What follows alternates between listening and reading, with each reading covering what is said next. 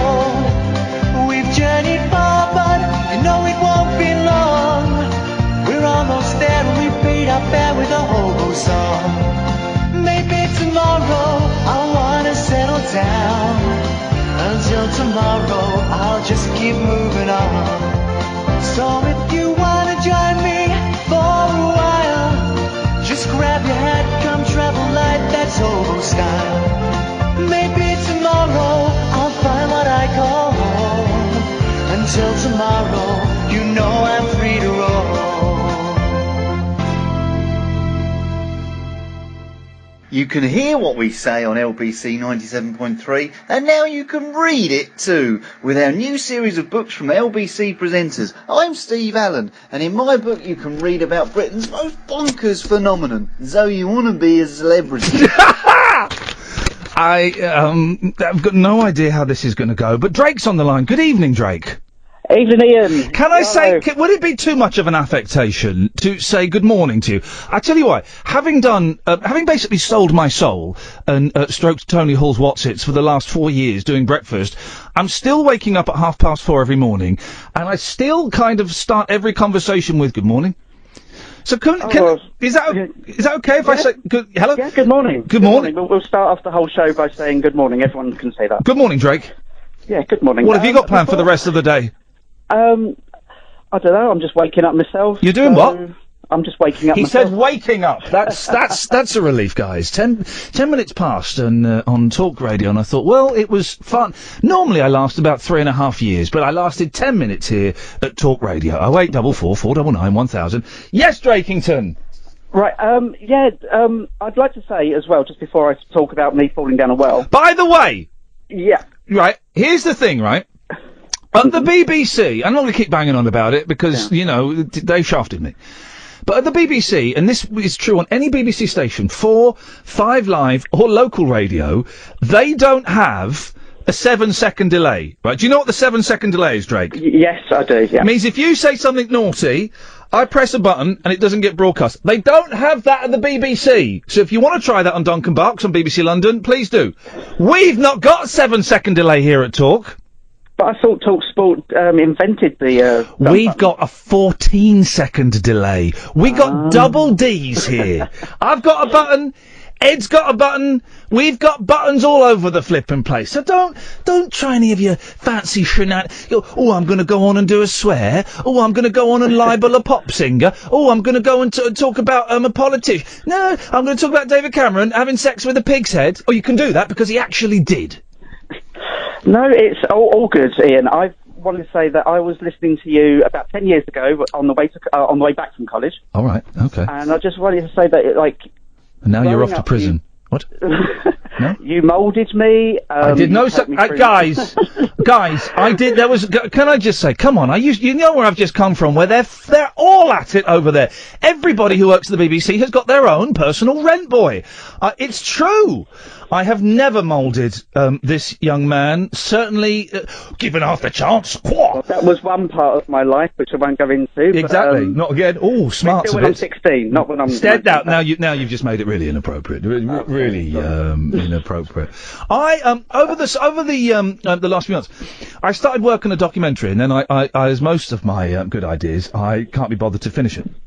But I will finish it because I think it's really interesting. I went and interviewed in their homes fans of Gary Glitter. Right. Because over Christmas, I had a lot of time on my hands. I had a little bit of, I'll say, I had a little bit of a mental breakdown. I don't know if you can say a little bit of a mental breakdown. I had a complete mental collapse. Anyway. And I spent a lot of time on YouTube. That helps. Yeah. And I spent a lot of time watching Gary Glitter documentaries and videos, because I used to like Gary Glitter. I used to think he was good, right? Yeah. And it got me thinking. I was watching these videos. There's a great documentary about him joining a circus in 1982. It's brilliant film. And I derived pleasure from watching the Gary Glitter documentaries and listening to the songs. You know the songs? Come on, come on, come on. All of that. I loved it, right? Yeah. And then I went online, and it turns out there are loads of Facebook pages and YouTube channels devoted to Gary Glitter. So I went round, I got in touch with some of these people, and they're all a little bit, well, actually not all of them. Some of them were a little bit wary, because they thought I was going to, call them paedophiles and things like that. And I wasn't. I just wanted to go and have a geeky chat with them about music and stuff. I can't remember, Drake, why I'm telling you this story. Yeah, I'm just sitting here going, why? Do I remind you of them kind of nut jobs? No, this is the thing. They weren't nut jobs. Well, one of them was. But he was a delightful nut job. He was harmless. One of them had changed his surname to Gadd, which is Gary Glitter's real name, Paul Gadd. But they were all lovely, right? And one of them said a great thing. He said, Ian, you can't choose the music you like. It chooses you. And they kind of just backed the wrong horse, really. Was that one of Gary Glitter's defences? I think it may have been. Drake, thank you very much indeed. Ryan's on the line. Could we get Ryan? Hello? Hello, Ian. How are you doing? Okay. Could one of the tech ops of the work experiences, could you get the aircon on in here down to 17, please? Because it's hot. Thank you, Worky. It's a bit warm. Yeah. Warm here. Ian, I owe you an apology. Yeah, go on. What, for stealing someone's voice? Well, no, you tried to ring me the other day to be on your little podcast. Oh, you didn't answer the phone, you voice thief! I'm so I was at work, you see, and my boss is very nasty. He pursues me, trying to pick up the phone, she will give me my P45. Well, I'm terribly sorry to hear that, Ryan. We've got you now. Would you like to contribute anything to the show? Well, absolutely. I think I've joined the show at quite an interesting tangent. You're talking about the Gary Glitter. Yeah. I mean, I didn't think that we could talk about him. I thought that was not. No, this is the thing, right? This is the thing, okay? And, you've stolen someone's voice, and that's fine. That's fine. I've stolen many people's acts, and that's fine. The voice who I've stolen, he's a pillar of our society, and he should be held in that esteem. He should be held in something. No, there's no reason we can't talk about Gary Glitter at all. Okay, right? And I think Gary Glitter is the elephant in the room. The room being pop music. The elephant, let's not go there. But I don't think we should whitewash Gary Glitter out of pop history. And is there anything wrong with liking his music? I think you've got to take it as it is, Ian. You've really got to look at his music is not a representation of his lifestyle or, well, maybe his ideals, but it's a bit like that nasty fellow from that popular band that was also found to be doing naughty things with the kids. I don't know, right? just let me interrupt for a second, right? Okay. I don't know if talking about Ian Watkins from Lost Prophets in a comedy voice is necessarily the most sensitive way to handle what is essentially an horrific story. But thank you. I met the Lost. Are we supposed to have a break now? I've paid no attention to the clock they gave me. They gave me a clock. Here's your clock, Ian, and you'll be doing. Oh, okay. I had to turf the Lost Prophets off of a live TV show once. Shall I tell you why? Because they swore. They were really nice lads. Before, they were nice lads. They were teetotal. They were devout Christians. And then one of them dropped the F-bomb on a live TV show. 0844 499 1000. Do I point to you and that indicates we go to ads? Late night, Iain Lee on Talk Radio. We have ways of making you talk. On FM, AM, online and digital radio. This is BBC's Three Counties Radio. I'm not in any... Hang on a minute. No, hang on. Yep.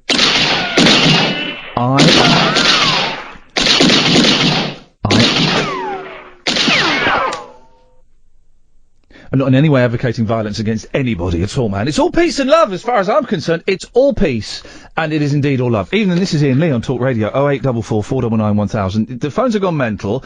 Give us a call, we'll call you back. Don't worry about that. That's fine. That'll happen. Coming up after 11, we've got Stephen Page from the Barenaked Ladies. You can call up and talk to him as well. We've not run it past him, but he seems like a nice bloke. We've been exchanging emails about the Beatles, so... anybody who likes the Beatles is fine by me. The way the show works, I don't know how it works. I haven't done this for ages, but the way I like to do it, guys, and we'll see how it goes. It's a work in progress. Okay, you're listening to a broken man, but it's a work in progress. Is I'm gonna tend not to come in. What you get... Okay, let's do it. I don't want to be personal about other presenters who are on at this time of night, but to be honest, I kind of have to, okay?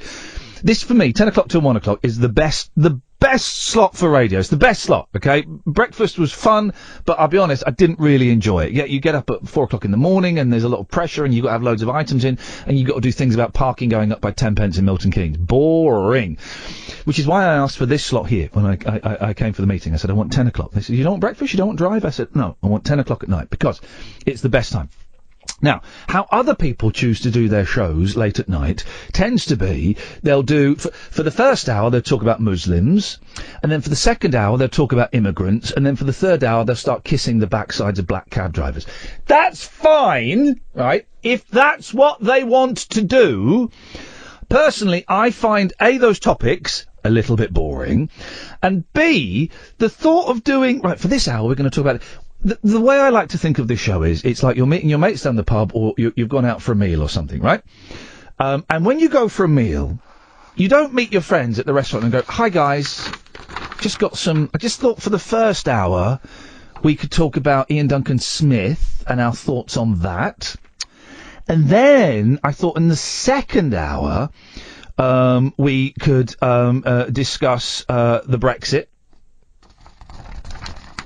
Made up words. And then I thought for the third hour we'll have a little bit of fun, and we could talk about who would play you in a movie of your life. Who would play you? That's not how conversation works, is it? You meet someone and they say, flipping heck, man. Can you believe I met this really rude woman at the Science Museum yesterday, and she told me I was a bad parent, and I put my hand up to ask her to stop speaking to me, and she said it was assault that actually happened. This rude woman. I have video footage of her on my phone, but only a little bit, because as soon as I got my phone out and started filming her, I thought, flipping it, it's that phone shop again. I'm back in that phone shop again, and I won't...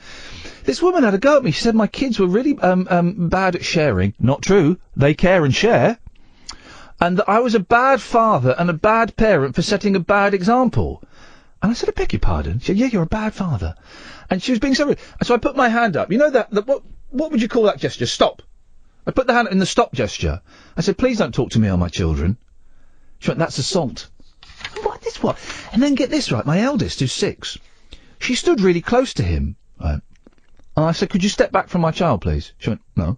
I said, step back from my child, I want to stand next to him. She wouldn't let me, so I had to barge my way in. Sheila, it was horrible! Sheila? Hello, Ian. Sheila from the Cockfosters, for goodness sakes, you're still alive! I am! How are you, my love? I'm alright, I want to congratulate you! Oh, go on. Oh, congratulations! Oh, you know what? So many people have been waiting for you all day to come on. Well... It's been so exciting waiting.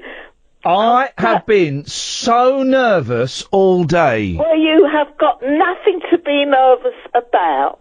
You're doing amazingly well. Well, we'll see. Listen, the way I'm sitting, I'm going to kind of give myself a couple of weeks to get up to speed, Sheila. Yeah, but you are. No, really? Oh, no, this is me. I'm only on, 25% power at the moment. As long as you don't sound like Paul Ross this morning. Oh, go on. He sounded like he'd sucked on a helium balloon. He sucked on a what? A helium. You know when you suck in helium? She's saying suck, so that's something. She's also saying helium, which is something else. So that's great news for everybody concerned. I did hear a bit. I've heard bits of everyone throughout the day, right? And I like Paul Ross. The few times I've got nothing against him, but his voice this morning, it sounded so odd. He didn't sound... He sounded a little bit older. I've not seen Paul. The last time I met Paul was probably about 6 years ago in an audience with Neil Diamond. Oh, lovely. Oh, hang on a minute. Can I... That reminds me, I've got this. A message from Mr. Iain Lee. Take care, 'cause he cares. Yeah, it's Tony Blackburn, who's welcome on this show anytime. Another renegade. Him and Martin Kellner welcome on this show anytime they want, guys. No, I met Tony Blackburn at this Neil Diamond thing. And so I've not seen Paul Ross for about 6-7 years. Right. Then I saw a picture of him. Right. And I've got old. He's got old. And I can say that, Sheila, because you've seen me recently. Yes. I've got old. And no, you haven't. Oh, I have. You're a very handsome man. I've got a big bushy beard now. Oh, I don't like beards. Well, I have got a big bushy beard. All right, then I'll allow it. And he did spend a lot of the morning describing 2 women as fat. So I feel that I can say so. Well, I'm glad I'm sounding okay. I'm feeling nervous about it. I tell you what, Sheila. Yes. We're gonna cross swords is the wrong phrase. We're gonna cross the streams. That's what we're gonna do. You're gonna do what? We're gonna cross the streams. Right. Right, but I'm gonna you know when you have party, you know when you have a wedding, right? Right. And let's say you've got 9 tables of 10 people. Right. And you know who goes on table 1? They're your favourites. Yeah. Table 2, they're your not so. You get to table 9, and it's full of just people left over. Right. From different walks of life that have got nothing in common. Absolutely. I've been to do's like that. Yeah, you got your Uncle Ernie, and you sat next to the girl that your mum used to babysit for. So it's all. I'm going to do that now. I'm going to put you on table 9 at my wedding. Right. Could you say hello to Dennis for me? Dennis? Hello? Hello there. Hello. You won't know me, Hello, Dennis. And how are you? I'm fine. Oh, good. So, are you family or Oh, friends? God, yes. He took me to see 50 Shades of Grey. For God's Pardon? He took me out to see 50 Shades of Grey. Who did? He did, yes. Ian did, yes. You've been to And see... I spent some time in hospital lately, and I woke up at 3 o'clock in the morning. Right. Young ladies playing with my dinky-doo, and I thought I was in the 50 Shades of Grey. Oh, I see. But where did that... You're meant to be a guest at a wedding. No, I wasn't at the wedding. No. That's what Ian said. Oh, well, he's crosswires again. Oh, is it? Oh, I see. Oh, I thought you were I'm a up guest... in Dunstable. I thought you were a guest at a wedding, and I was asking you who you were related to, or who you were a friend of, the bride or the groom. I'll be friends with both of them. Oh, I see. Oh, are you having a nice time? I've absolute super time, yes. Oh, good. And you like the food? Yes. Yeah. And when the band starts up, you're going to have a dance? No, because my wife and I are both 91, so we can't dance anywhere. Oh, well, I know a lady of 100. Oh, we stand up and she gets up at boogies. Hello? Yeah. So you're 90, yeah? I'll be 91 at the end of May. Oh. He won't make it. I will. He won't make it. You've said that before, and I'm still waiting for the 10 quid you lost. Well, I wish you luck and happy birthday. Thank you. And it's nice talking to you. It's nice talking to you. Whereabouts are you? Hello?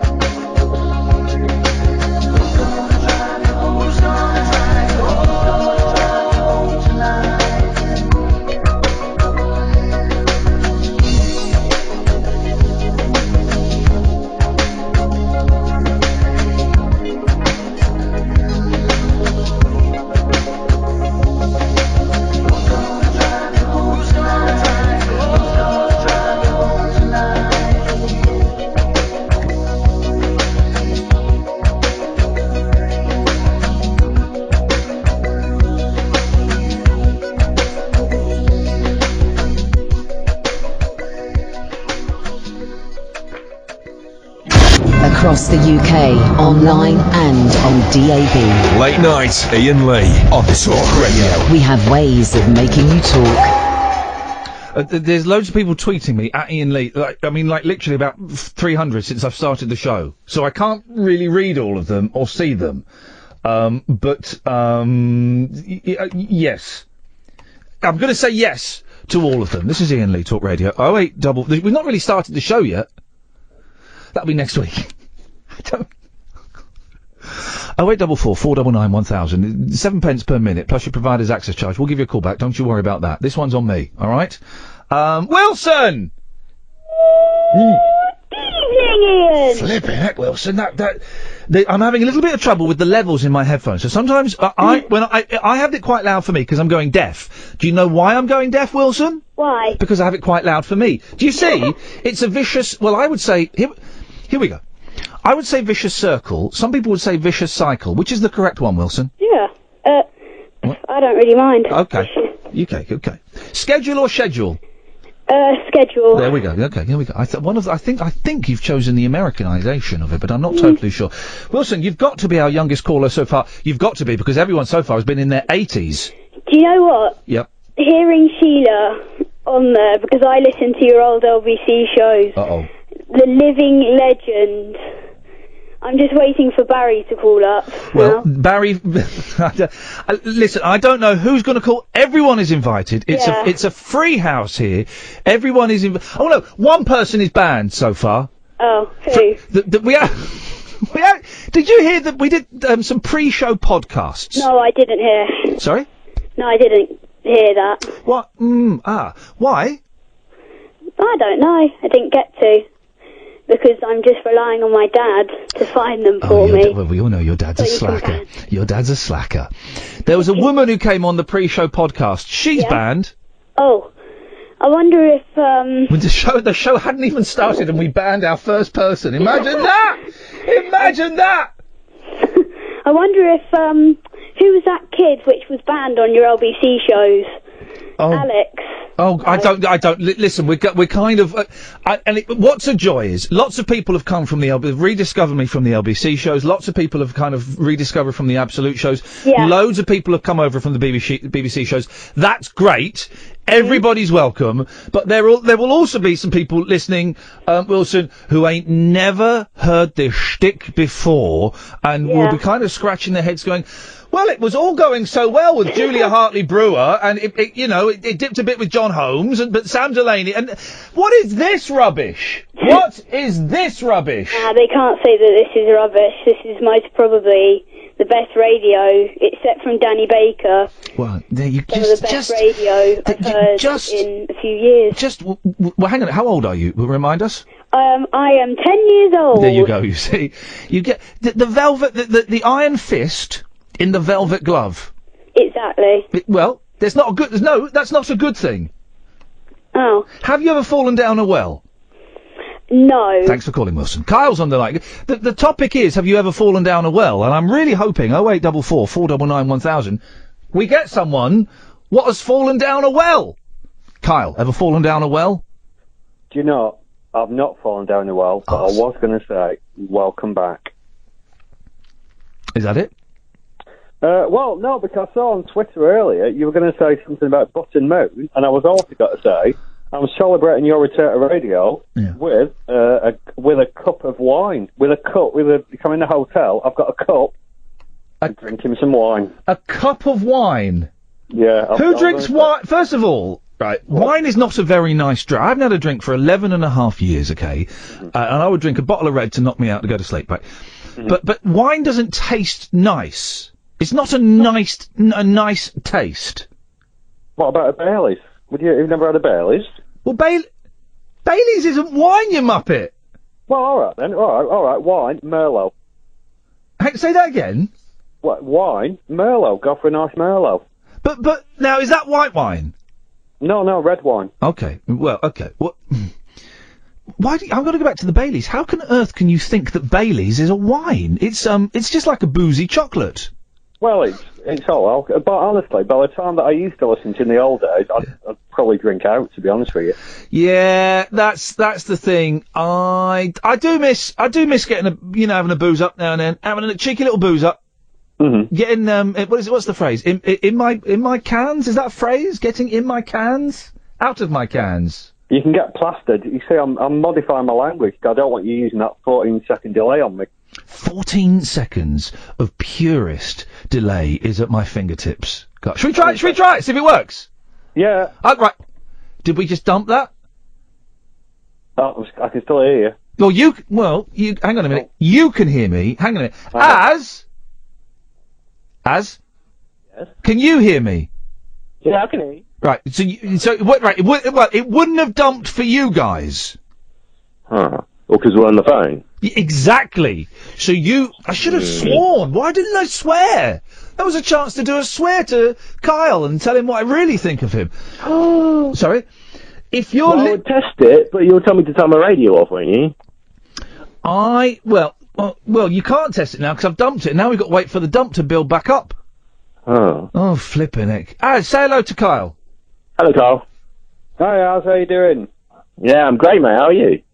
Yeah, I'm not bad. Are you ringing in about Button Moon as well? About what? Ringing in about Button Moon. Oh, I missed that bit. We're not really talking about Button Moon. Oh, that was the whole reason. Talking about wells. We're not talking about old... instead of throwing out topics, I should just throw out a list of things that we are not talking about, right? We're not talking about Muslims, we're not talking about immigrants, we're not talking about Brexit, we're not talking about Ian Duncan Smith, and we're not talking about old kids' TV programmes or old sweets. Yeah, James O'Brien did all that this morning. Don't, because James is one. I like James. He's one of the few people I like at. No, I like quite a lot of people at LBC. I like quite a lot of. I like all the people at LBC, apart from one. Oh, Steve Allen. No, come on now. Come What we say on. on LBC 97.3, and now you can read it too, with our new series of books from LBC presenters. I'm Steve Allen, and in my book you can read about Britain's most bonkers phenomenon, So You Want to Be a Celebrity. So, as... What was the song you used to have about Steve Allen? Sorry? Wasn't there a song you used to have about Steve Allen? Probably. Steve Allen is an unmarried man. Yeah, What would you like to say, Az? Well, I was wondering, obviously over the years you've had a bunch of features and stuff, such as regular features, such as the 5:38 Daily Correspondent Update that was brought to us every day daily. Yes. And the words Chris can't say and that kind of stuff. Have you planned any regular features for your new show? I haven't. I was never a massive fan of features, right? So I haven't got any features planned. Have I got any features planned? I've got a book of notes. I know that. Shall I read you some of the topics I've got written down? Yeah, go on then. For the coming weeks, okay? Maybe some of these will grab your fancy, I don't know. Ever fallen down a well?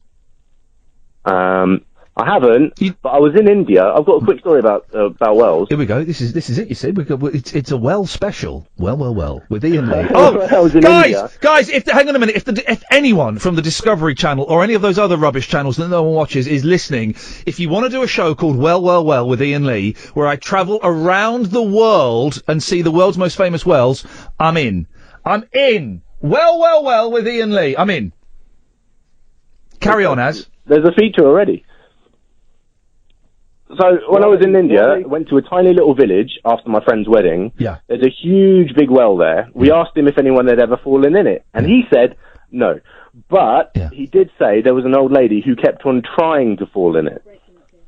An old lady who kept trying to fall down a well? Yeah, I'm not quite sure why. I didn't quite understand the story, but apparently she kept on trying to jump in the well, and they kept on having to grab her and pull her Did she out land in the bucket? Well, how could you not fall down a well if that was your desire?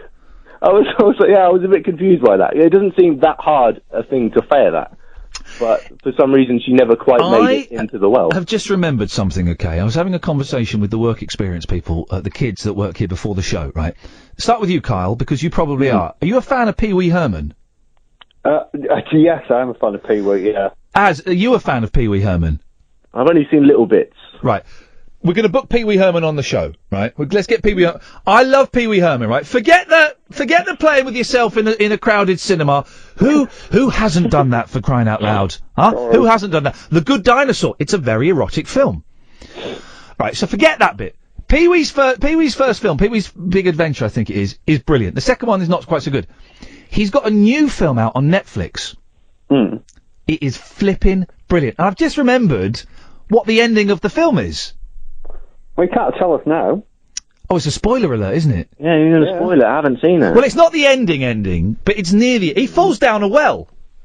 But because he's got... the ending. Well, it's not technically the ending, because the bloke rescues him... a bit of a spoiler, to be honest. No, because he's he's teetering over the edge. You're wondering whether he's going to go into the well or get out of the well. Now we know he's in the well. No, but he's got the real ending is the fact he's got a metal plate. They can pull him out with a magnet stuck to his head, and I've not told you that, have I? That's the spoiler. Exactly. Oh. Well, unlucky. Well, thanks for calling, guys. Han Solo. Cheers. Yeah, I'm not sure what one of them said at the end there. Let's get I love Pee Wee Herman, and I thought he'd kind of, after the cinema scandal, he'd kind of disappeared. He did kind of disappear. And then I was reading about him on Wikipedia, and it's loads of celebrities backed him, including Bill Cosby. Bill Cosby. Imagine Bill Cosby backing you. Okay. And so I watched the new Pee Wee Herman film over the weekend. It's a joy, dear listener. It's a joy. 0844 499 1000. Uncut after-hours conversation for the up all-night generation. Late night Iain Lee on Talk Radio. We have ways of making you talk. Someone has said on Twitter, I've never seen so many tweets. Thank you. I will look at them all tomorrow. I'm trying to kind of read them, but I'm getting hundreds. At Iain Lee. Wasn't the Pee Wee Herman scandal as bad as Gary Glitter? No. All Pee Wee Herman did, and I say all, is I think he got busted. Pleasuring himself in an adult cinema. So it was a porno cinema, and he was, what you're supposed to do, go and sit there and look at the lighting? I mean, really. in the great scheme of things, you know, let's try and get Pee Wee Herman on. Paul Rubens, I think, is his name. I think he's brilliant. For me, he is the American, I'm going to say this, and it's controversial. It's not that controversial at all, actually. He's the American Frank Sidebottom, in my opinion. The American Frank Sidebottom. That childlike naivety, and the new film, just the opening scene, the whole bedroom scene, and it's a joy. It's a joy, Alex. Guys, I'm looking at guys. It turns out, Alex. What's happened, right? Is they've done to me what the Beach Boys did to you. How old are you, Alex? Say. Sorry? How old am I? I'm 37. Okay, I'm going to educate you, Alex, because you may or may not know this, and if I'm patronising you, I apologise. Right, so Brian Wilson was the genius in the Beach Boys, okay? But his dad, Murray Wilson, who used to beat the kids, and had a glass eye, and if they were naughty, he would take out his glass eye and make them stare into his socket. He used to think that he could produce the band. So he would go in, and the early songs were produced by Murray Wilson, right? And then what they did is, as the record company realised that Brian was the genius, they would build a dummy control desk with all the faders and all the knobs. And so Murray Wilson would be riding all the faders and doing all that, thinking he was mixing Surfing USA or Surfer Girl or something. He wasn't. It wasn't connected to anything. And I think, Alex, that's what Talk Radio have done to me, because I'm putting the faders up and there's nobody there. And then I have to see someone else's arm move on the other side of the screen before I can talk to someone. It's dummy faders, Alex! Well, you seem to be doing pretty well tonight. I'm Murray Wilson! I think you expected not to be talking to anyone, didn't you? Well, no, I always thought there'd be a lot of calls for the first few nights, and then it will tail off, and then I'll have to work hard, because a lot of people have been very, very kind over the past few months, and have been very generous in their messages of support and their messages of help, and they're very kind in the fact that they're bothering to listen to this rubbish. So I knew we'd get calls for a bit, and then I'm expecting... It's been very good rubbish from you. Well, you say that. I'm not back up to... Speed. You're on the chat equivalent of speed at the moment, because I'm trying to keep it to 2 topics, and you're giving me more and more topics that I want to talk to you about. Here's another thing, right? I mentioned earlier on the film The Good Dinosaur. Have you seen it? Who's starring who? It's a cartoon. Pee-wee? No. It's a cartoon, right? It's Pixar, right? And it's good, because I've got young lads, I get to go and see all these Pixar films, and it's brilliant, because most of them are brilliant, and some of them are rubbish. I watched The Good Dinosaur, right? And it's about this dinosaur, and he becomes friends with this young lad, right? Yeah. Have you seen The Good Dinosaur? It turns out, Alex, I had completely misunderstood the entire premise of the film. I'd misunderstood it. Who informed you? Well, your children? IMDb. I read the synopsis of it, right? So at the start of the film, there's all these dinosaurs, like eating and stuff. Yeah. Nearly saw them. And then you see like a big meteor come, and it looks like it's going to hit Earth, and it doesn't. It goes past Earth, right? And I thought, oh, that's funny.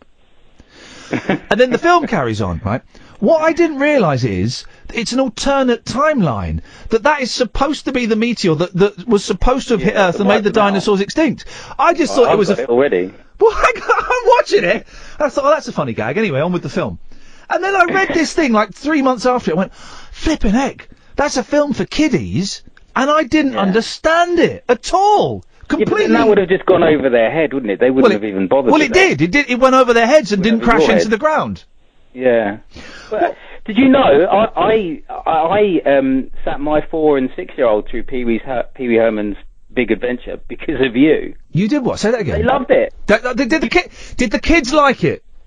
Yeah, they thought it was brilliant. Right. It was, you know, some films are hard work with them, but that one, it was all good from start to finish. Right, this is the thing, because I want my boys to watch. I was watching Pee Wee Herman and I thought, oh, do you know what? I think my boys might like a little bit of this, and so we might dig out the original Pee Wee Herman and have a little bit of this. Hang on, have a listen to this. Here we go.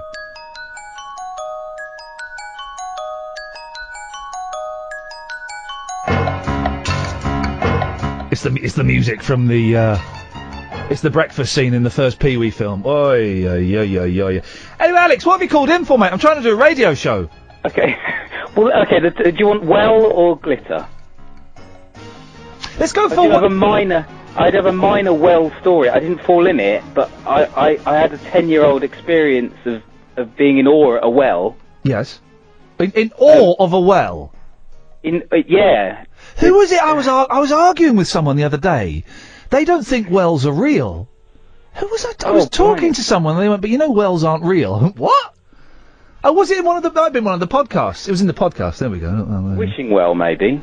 You get these... Are you thinking of that? You get these wells in people's front gardens that are wishing wells. That is naff. That is naff.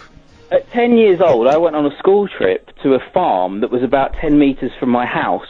And, which is useful because I know exactly where this well is today. Yeah. And it's really close to my mum and dad's house. Yeah. And so we went to this farm, and then just before bed, they sort of brought us in groups of 10, and they said, "Come and see this." Yeah. And I just remember being walked into this passageway with this great big brick well in the middle of the room, and they pushed the cover off, and we all peered over the side, and in my mind, this well just went on forever. Of course.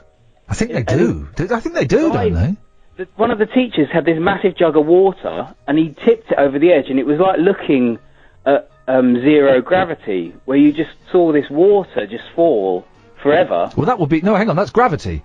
That's not zero gravity. Yeah, but you know how water sort of floats in zero gravity? You sort of saw water as that, which you're not used to seeing. Hang on, before you went into this room with the well indoors, did they give you LSD or something? Why would you see water floating? Because he was demonstrating, without throwing rubbish down the well, he was demonstrating dropping something so that we could listen and hear how long it took for it to hit the bottom. Why would you put water... You're meant to get water out of wells, aren't you? Just a good point, yeah. I think you are. I think that teacher was saying... Well, we can do that. With the school trips that you've had that have been right next door to your house, that's disappointing. Because a school trip, you always want to go miles away. The coach is the best part of the school trip, generally. And then buying flick knives and copies of Razzle, as we famously did on a trip to London. We were 15. No, hang on, that's still wrong, isn't it? Yes. Alex, thank you very much indeed. Oh, wait, 444. Oh, you had a glitter. You want to talk about glitter? Well, okay, so there was a serious point, because I thought you raised an excellent point, that there is a sort of weird thing going on at the moment where people like Gary Glitter are being erased from history. Yeah. And I think you could draw a parallel there with if you took a similar sort of embarrassing event for certain nations, like you could say the Holocaust, if people who try and erase that from history that's not acceptable, is it? Well, hang on a minute. You can't, hang on a minute. Hang on a minute. Right, hang on a minute. Yeah. You're comparing the leader of the gang, I'm the leader of the gang, brackets, I am, close brackets, not being played on Top of the Pops 2 with Holocaust deniers. Yes. Thanks very much indeed. Welcome back to Late Night Radio, guys. Wait, 444-499-1000. The calls are on us tonight. We'll call you back, don't worry. Bobby! Hello, Ian. Hello, Bobby. We've got Stephen Page from the Barenaked Ladies coming on in about, 8 minutes. I'm very excited and a little nervous. Well, you've met them before, haven't you? I interviewed him at LBC a lifetime ago. A whole lot's happened since then. That's true. Very true. Very true. Yes. I'm going to sound like a complete nutcase, but... well, hang on a second. I don't know if you just heard the last guy. Oh, my God, I was laughing. The fact they don't play Do You Want to Touch Me There, brackets, oh yeah, close brackets, on Pick of the Pops. He's comparing that with Holocaust deniers. That was so ridiculous. I mean, really, guys? Hey. Yeah. Yes. You put me to sleep each night, which is really... with your old LBC podcast. So I thought you were talking about my recent activity in the last few months. Hey, a guy's got to earn a living. I don't even know what that means. I don't even know what that means. I don't know either. Yeah, good. Well, okay. Yes. Yeah, I mean, you brought up the thing about Gary Glitter, and then Lost Profits come up. I mean, when everything come out about Lost Profits, it never stopped me listening to their music. Isn't that interesting? Because, okay. I was going to say what he did was worse, but, I mean, it was all... yes, definitely. Well, it was all horrific, both sides. So, and I was never a fan of the Lost Profits. When I met them, and it would have been when I was doing Rise, so that was 12 years ago, 13 years ago. God, blimey, I'm old. Absolutely charming gentlemen. I think there are 4 of them, 4 charming gentlemen. Teetotal. They were Christians, I remember. And I remember one of them dropped an F-bomb on live TV, so we had to boot them off. And they were mortified. Absolutely mortified. But you still listen to their music, despite all that? Well, I mean, yeah, what I was absolutely horrified with sort of what came out and everything, but there's a few songs that I do like, and it doesn't stop me listening to them, because listening to them doesn't make me think, oh, this is the Lost Prophets and this is what Ian Watkins did. It was, I like this song because of the song, not because of the band. And this is the thing, right? Because I'm going to say it. I like Gary Glitter songs, right? They're a bit silly, they're a bit, but actually, some of them are alright. Doing Alright with the Boys, classic. Dance Me Up, not quite so good. That was his 80s comeback. But I like his songs, right? But here's the thing, right? I found myself singing the other day, I love you, love, you love me too. I found myself singing that. And then my youngest boy started singing it too. And he went, oh, is that a real song? I went, oh, no. I got really uncomfortable. I went, oh, no, that's just a silly song that Daddy's made up. Let's not sing that again. And I was watching some glitter documentaries on YouTube, right? And the boys came up, and it was like I was watching hardcore pornography. I couldn't close the window quick enough. Yeah. And it was, but it's a bloke. And he was a pop singer, and he had a lot of good hits. He was also a terrible human being. You cleared your throat there, Bobby. Sorry, I've got a cold. Everybody's got colds at the moment. Yeah. Literally everybody. I blame the American government. Bobby, I've got to move on. Thank you very much indeed. 0844 499 1000. Honestly, the boys came up and I could not close down YouTube quick enough. Because I felt bad about watching... How on earth have we got onto Gary Glitter? I've got no idea. Oh, right, okay. So we're going to have Stephen Page from the Barenaked Ladies is coming up just after 11, okay? I flipping love the Barenaked Ladies. We've got some cracking guests. Tomorrow we've got John Sebastian from the Lovin' Spoonful. John flipping Sebastian. Wednesday we've got Dennis from Doctor Hook. Thursday we've got Andy Partridge from XTC. Friday we've got Matt Haig. Anyway. So Stephen's coming up just after 11. If you want to phone up and ask him a question, right, and be nice to him, guys, you're more than welcome to. We'll talk after this. Across the UK, online and on DAB. Talk Radio. We'll get you talking. Talk Radio. Thank you. Is he not answering? Have you messed up the times zones? You've messed up the time zones work experience. Hopefully we'll have Stephen Page from the Ladies. But I can just see a blank face. And now I can see if you could see what I could see, boy oh boy. 0844 499 1000. Iain Lee on Talk Radio. Fingers crossed. We'll have Stephen Page after we get a little bit of the news. Surprise, surprise. I understand you're shocked at getting wise.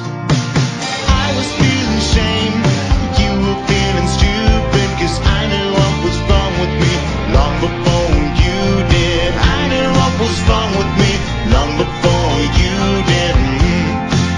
It's destined, dear listener, to become a future classic. I spent my whole adult life worrying.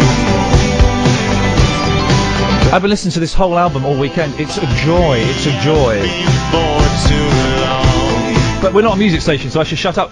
That's surprise, surprise. It's from the new album by Stephen Page. Stephen Page joins me on the line now, all the way from New York City, I believe, in the United States of America. That's right, isn't it, Stephen? I've heard it's now part of the United States. That's right. Hey, listen, your new album's excellent, man. Thank you, sir. It's always a relief, because let's be honest, okay?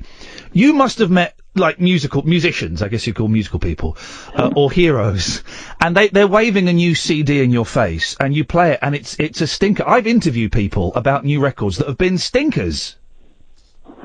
Yeah, that's hard, isn't it? And you know what? I am aware of that, because I was just a huge music fan, and always aware of my 14-year-old self, the very most idealistic version of myself. It's like, you have to be true to that. This record took so long because I knew exactly what I wanted to hear, and I wasn't going to stop until I got that. You know? Steve, I'm going to ask you, can you move ever so slightly closer to a window or something? Because your line is a little bit crackly. This is like one of the biggest cities in the world. Don't move, Paige. Stay there, Paige. How's this? Perfect. Don't move. Don't move. I am right up against the window. Good. That is a very beautiful image. Right. So the new album, Heal Thyself Part 1. Why? What's the healing thyself? What's wrong? I was thinking about the Bible quote, the Jesus quote, right? Physician, heal thyself, which is, I guess, supposed to mean don't judge anybody else's problems until you fix your own. But it really sounds kind of snarky, doesn't it? Like, you deal with something like depression. Are you saying Jesus? Are you saying Jesus is snarky? Don't get me in trouble. I've just been in so much trouble with the Christians. Don't start it again. Oh, that's right. Sorry for bringing that up. I'm going to say that I've followed the teachings of Christ, and no, it has nothing to do with that. It's I'm a depressive sort. Yeah. I got in some trouble for some drug stuff at one point too, and it's amazing the kind of judgment you get from the outside world, which is largely snap out of it and straighten up and grow up. And yeah, that's part of it. But I'm already thinking that. It's interesting you mention this. It's interesting you mention this because, and I should say, and I'm trying to avoid it, but I kind of can't. I need to say it to frame the interview. You were in the Barenaked Ladies, and that might ring a few bells with people's minds.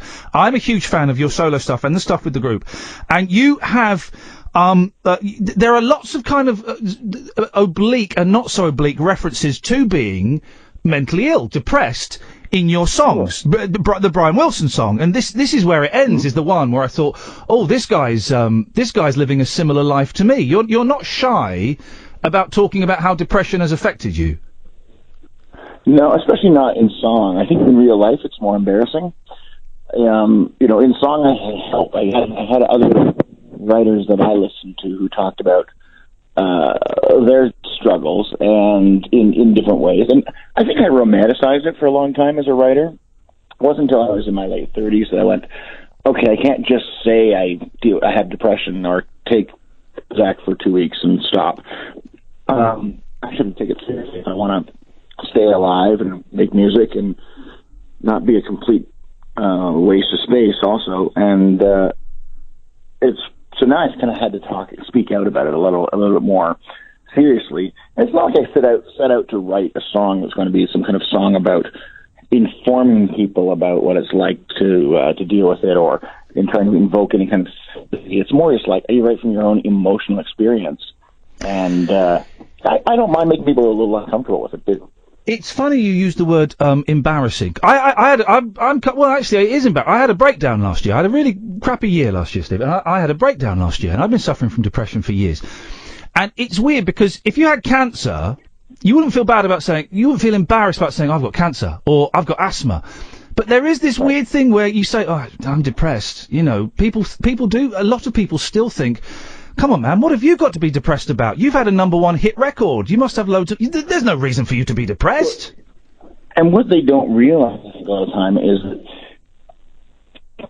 myself. I have to do public speaking about it now, and one of the things I talk about is like your rational brain and your sick brain. And when you are in that world with your sick brain, it takes over, and it tells you lots of lies, and it also tells you all things that the world says, which is just Stephen, move. Just because the line's breaking up a bit, move back to pressing your body against the wall. A, because it's a nice image, and B, because then we can hear you. Right out the window now. That's it. He's in New York. For going out loud. Don't put a depressive person right out the window. Oh God, don't. You know how many hotel rooms I've done this in? I'm thinking don't jump, but then part of me is thinking it's my first show. This could be the big one. No, don't, please, for goodness sakes, don't. Go on. Sorry, carry on. You go on. Yeah, like that voice in your head, because especially when it comes to depression and also anxiety and things that people suffer from very commonly, is governed by shame. So that shame you feel over everything else in your life also covers your illness or your health struggle, and so you're telling yourself, snap out of it. You should be stronger than this, and what do you have to be depressed about? You've got great kids, and you've got people who come to see your shows and they clap for you. I mean, that must be great. Most people don't get applause, and then all you just feel is even more guilt and shame. And that's that is really like people talk about stigma and getting rid of the stigma of mental illness. But sometimes those of us who suffer perpetuate that just as much, because that's what our sick brains tell us to do. I'm gonna appreciate you being, sharing that kind of stuff, because it's kind of pertinent for where I am at the moment. I've got 2 young lads. They're 6 and 4. They've recorded some questions for you, Stephen. Do you mind if I play you a couple of those? Please. Here we go. This, I'm not sure who this one. Let's see what this one is. Have you got any brothers and sisters, and how old are you? That's from my eldest. Have you got any brothers and sisters, Stephen? And how old are you? Well, I have a younger brother. His name's Matthew. And he is, 3 years younger than me is. He's 42. I'm 45. 45. What does that feel like? I'm going to be there in 2.5 years. Is it okay? It's weird. You try to ignore it, and you try to do don't make a fuss about my birthday because it's just another birthday and I'm just getting older. But then, yeah, it feels a little strange. I don't mind being an adult. Yeah. I think I posed as one in life for a long time. Yeah. Which is, I think my little pet theory is I started Barenaked ladies wearing shorts and Doc Martens to try to feel like a kid, because I never really had a childhood. I was like an adult in a kid's body. And then tried to live out a childhood for 20 years, and then now I'm finally kind of caught up to where I was born, so I'm good now. A bit of an arrested development. Let's have another one. I'm not sure. Let's see which this one is. Have you had a party before? That's from my youngest. Have you had a party before, Stephen? Well, you didn't hear about my arrest? Oh, was that now? I did hear about the arrest. Let's be careful what I say here without giving away too much. I'm aware of those kind of parties. They're not that much fun, are they? They really aren't. Like, the ones that are fun are like, they really are being with your friends and laughing a lot. That's the fun party. And there's been a few that I've been to, like a party after a show, and there's famous people there, and you look at them and you're excited that they're there. And sometimes they do things like, you see them sing a song, or you get to do something like sing a song with them at a party. That's fun. But otherwise, yeah, the other ones, they're more sad parties. Doing cocaine around a table, then getting busted by the police, it sounds hellish, and that's kind of what happened, isn't it? Well, I'm not gonna get into that kind of detail. No. But that's what they accused. That's okay, fine. But I was exonerated, so. Yeah. Well, no, good, and good for you. But there are dark parties where it's a reflection of how empty the soul is. Right. Yep. It's you're trying to fill a hole with something that's not full, and that's a hard thing. It's just a hard thing to look at yourself and realize that's what you're doing too. How now? Listen, you're in a band. You're in the band for ages, and you've had. What is this? Is this solo album number 3 or number 4? I don't know how to. It essentially is number 4. I had the Vanity Project before I left the group, and then after I left the group, there was Page 1. And this one, Heal Thyself. And then there was another record that I did with a group called the Art of Time Ensemble, which was covers done by a classical group with me singing, which I would say is more in my kind of Juliet Letters kind of phase. Right. How different is it? Because you're making all the decisions. I'm guessing, in the Barenaked Ladies, it was a little bit more democratic, although, you and Ed being the primary songwriters. Are you calling all the shots, and do you trust your instinct? Well, I mean, that's why this record is instinct. It's the two halves are instinct and discipline. It's like learning to trust the thing inside yourself that makes what you do special. Yeah. But you do need, like, I've learned from so many people, whether it was my band, we learned a lot of stuff together or from each other. And then when I started writing songs with Stephen, he taught me, he was like my mentor, he taught me how to write songs. Yeah. So I look back at the records before that happened, and I love the naive quality, because it's just kind of, having no concept of how to write a song, and coming up with good songs, but they don't fit the same kind of structure that you like. And then the other, any collaborator I've had since is somebody I learn from and I trust. Yeah. So on this record, I've worked with a lot of other musicians, and I want them to bring their thing to the record. Like, that's the number one thing for me is, show me what you would play, not what you think I want to hear. And then we'll work from there. And I'll show you we'll work together to make it fit And my vision, but with your feel. And this is a great record, right? And I'm not saying it I'm not blowing smoke up your backside. I wouldn't do that. This is a great record. Do you know that when you've finished it, is there a day where you go, right, that's it, it's finished, I'm really pleased with this, I'm proud of this? Yes, and I think you have to every time you finish a record. I think every time you finish a record, there's almost a false euphoria that happens. It's almost like, they say that the babies come out looking like their fathers, so that fathers can love them. Records are kind of like that. And then it takes some time to step back and start to hear what the faults and the downfalls of the records are. But as I was making this, I had this pressure I put on myself. I felt like this was my I had something I needed out. And so I owed it to myself to do it exactly the way I heard it. And for a long time, I was very frustrated with it just because I knew it had the potential to be something to be really proud of. Mm. And when it finished, I really actually was in I think, even before, then when it all came together, yeah, it's pretty emotional, actually. Steve, we're going to let you go in a second because I know you're busy. I know you've got something else lined up, and I really appreciate you coming on. When the hell are you coming over to this country, man? When I mentioned you were coming on the show, my Twitter timeline has been full of people, is he coming over? Is he coming over? So how do we get you over here? Well, I keep saying this to my management, my agents, and so on, and I don't know if anybody knows what to do with me. Like, where should I be playing? Where should I try? Like, I was thinking I should try and do these house concerts they do over here or something like that. Try and do the same thing over there, like bypass the system and just play for people. But what, in people's houses? Yeah, you come and play in their house and they sell tickets themselves. Man, we could sort that out. That would be awesome. I've got a house. You can come and play there. Let's do that to start. Otherwise, I don't know. I want to come as soon as I can. I've been to the UK probably 4 times since I left the band. And keep going, like, I want to play here. And it hasn't happened, so... Oh, man, listen, stay in touch. I can see you in the Union Chapel in London, which is just one of the most stunning venues. Stay in touch, man. We can get you some gigs over here. I mean, then you've got the how the hell do you get over here and all of that stuff. Well, we can get you some gigs here. Of course, there's an audience that wants to see you. Well, let's absolutely talk about trying to make this happen. All right. I mean that. Stay in touch, and I'm happy to. Well, we can find some venues. There's an audience. People love you. Stephen, the record is an absolute joy. Heal Thyself Part 1, Instinct. When is Part 2 coming out?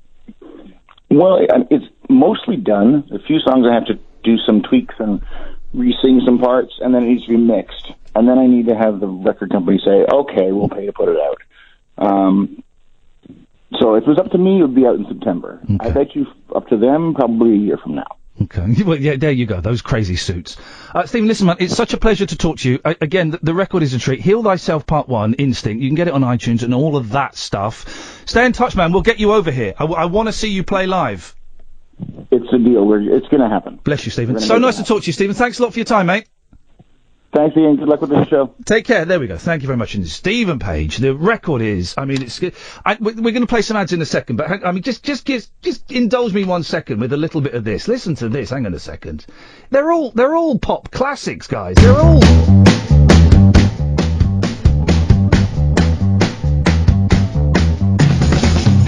Indulge me 30 seconds, please.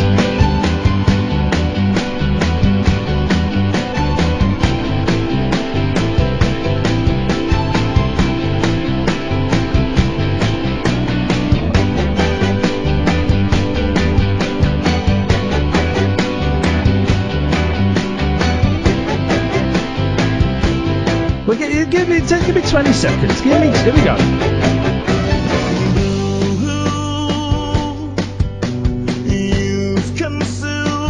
I love his voice, man. It was a dodgy line. It doesn't matter. Right, 0844 499 1000. More of your calls after this. Late night Ian Lee. On air and off the leash. On Talk Radio. We have ways of making you talk. 0844 499 1000 is the telephone number if you want to give us a call.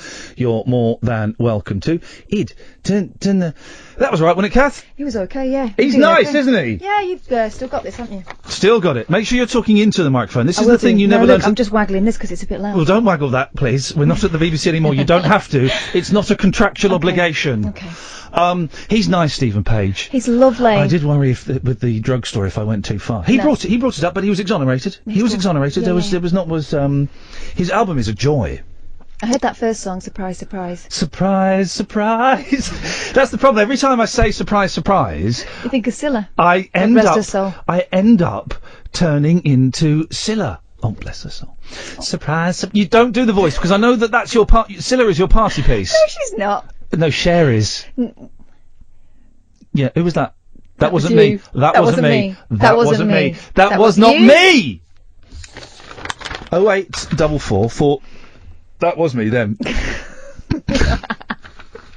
Can I leave this room if you're going to do that?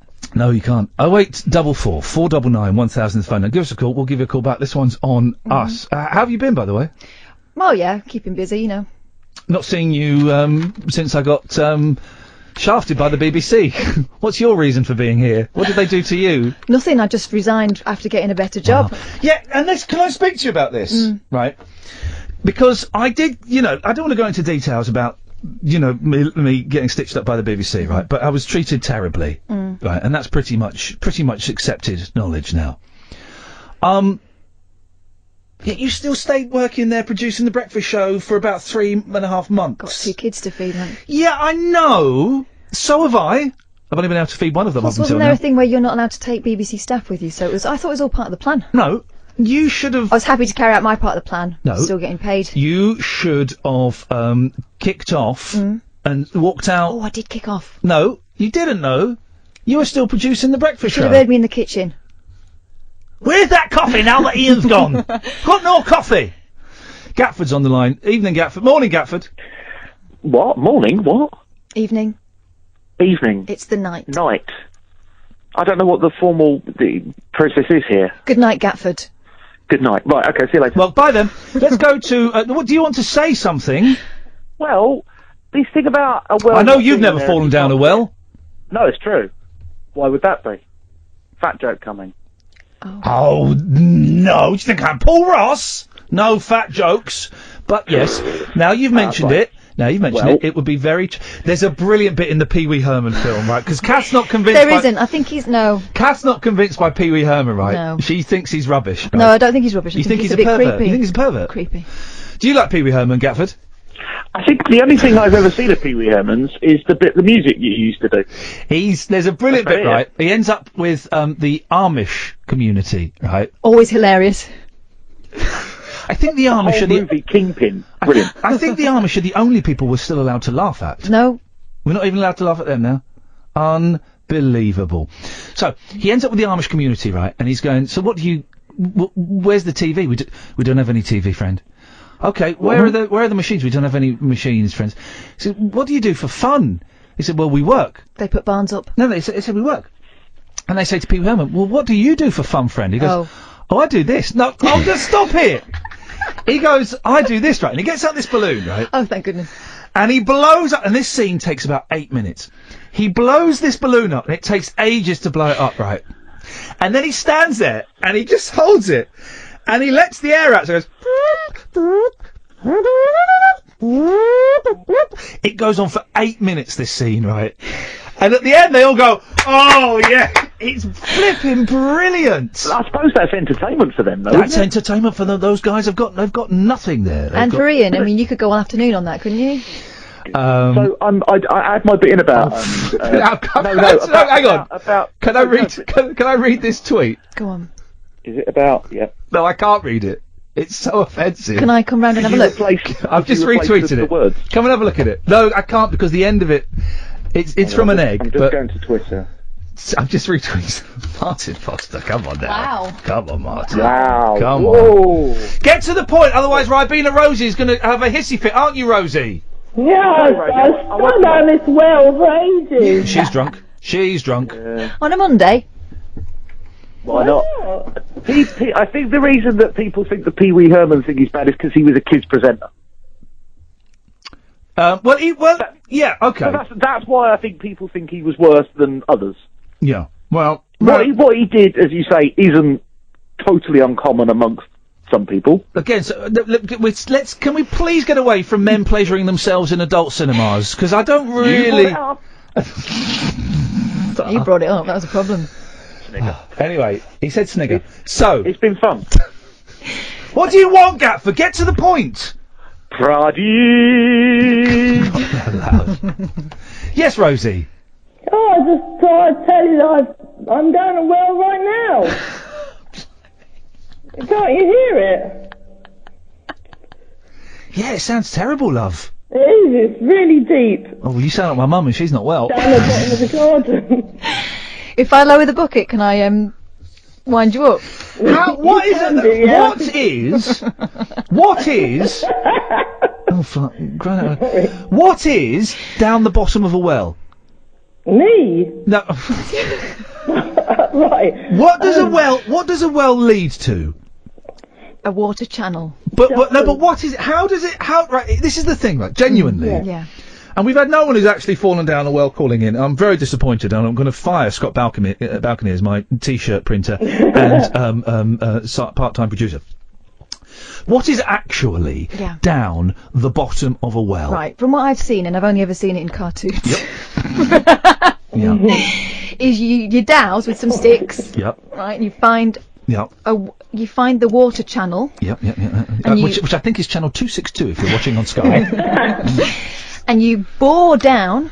Much like you are with this conversation. Yeah. And boom, some call it a water hole, some call it a well. Hang on a second. There is a third cog in this wheel that we've not introduced yet, and I think it would only be fitting if hang on a second. I've got some appropriate music. Here we go. This should get him standing to attention. He's up. Hand on chest. He's a Jaffa, and I mean that in the New Zealand sense. I don't mean he's got problems with his semen. He's just another flipping Aucklander. There we go. I'd say fantastic, to be honest. There's alternate meanings here. Why are you doing a posh voice all of a sudden, Ian? Oh, what posh voice? This is my Kiwi accent. Okay, maybe I might ham it You're up. camping it up a little bit. My sister is listening. Here's the weird thing, right, Rosie? Id is from Auckland. And he came over here, 3-4 months ago? About 6 now. 6. I've been waiting for you, Ian. And my sister moved to Auckland 6 months ago. Mm-hmm, 1 in, 1 out. It's 1 in, 1 out. Well, at least that's what he's been trying to do all night with me. So, but Ed, my sister is listening. She lives in Titirangi. Now. Of course she does. She does. She lives in. I had to send a package to Titirangi. And. She's listening now, Ed. Is there anything that you'd like to communicate to your home people, the Jaffas of Auckland? Oh, could you send over some pineapple lumps and maybe some onion dip? I'm starving over here. Those pineapple lumps are disgusting. Oh, they're amazing. They are disgusting. I'm going to bring some in tomorrow. No, for crying out loud. You've got a stockpile. Why can't you just buy a normal pineapple? What? Why can't you just buy a normal pineapple? Exactly. Why indeed? It's not a pineapple though, it's a lolly. Ed, sit down, turn your microphone off and put the kettle on and off. Now, Rosie! Yes. We got to go to a fluid break at any moment. And by that I mean I need a wee. Have you... You haven't had one yet, have you? Oh, here's the thing, Rosie, because you mentioned, well done, Catherine, you mentioned, if anyone knows what is down the bottom of a well, 08, I nearly gave out the old number, 0844 499 1000. It's going to be water and muck. We'll call you back. But how do they know, but then how do the people know where to dig? Are there Dowsing. Okay. Now, I don't believe, as you know, I don't believe in the fantastic arts of bullshine, the spiritual arts. I don't believe in that. But dowsing seems actually to work. works. Dowsing works. Did you know that, Rosie? It's dowsing. Right. Are you in the bath? No, I've got She is. I'm cleaning the kitchen. Cleaning the kitchen 11:30 at night. What the? Are you on speed or something? What the hell is wrong with you? I'm stuck in the kitchen because My mum, God rest her in soul, the lounge. she's not dead. But Jinx, Catherine Ball. She was. My mum was pretty cool. She was a speed addict in the 70s. What? She was a speed. Because what they used to do, Rosie. Can I just say, good evening, Ofcom. Drugs are not cool. No, I don't mean cool. No, I don't mean cool. I mean pathetic. Yeah. They would give out like diet pills in the 70s that were basically speed. Yeah. And so my mum was like constantly, gotta go and clean. She was Frank Spencer. Gotta go and clean the kitchen. Oh, I've got to clean. Gonna clean. Was she thin? Clean. She was thin and she was off her nut. Well, my mum was on Valium all throughout. So she was the opposite. Yeah, exactly. Oh, never the twain shall meet. Rosie, it's been a pleasure. We've got to move on because I've got to give Ed the finger so that he can play an ad. Late Night Iain Lee. Unfiltered night talk with the original king of unconventional conversation on Talk Radio. We have ways of making you talk. The worst kept secret in show business. Yes, Catherine Boyle is finally jumped ship from the BBC and is producing the show. For goodness sakes. And she's... Get this, right? I'm not saying Talk Radio is desperate for presenters.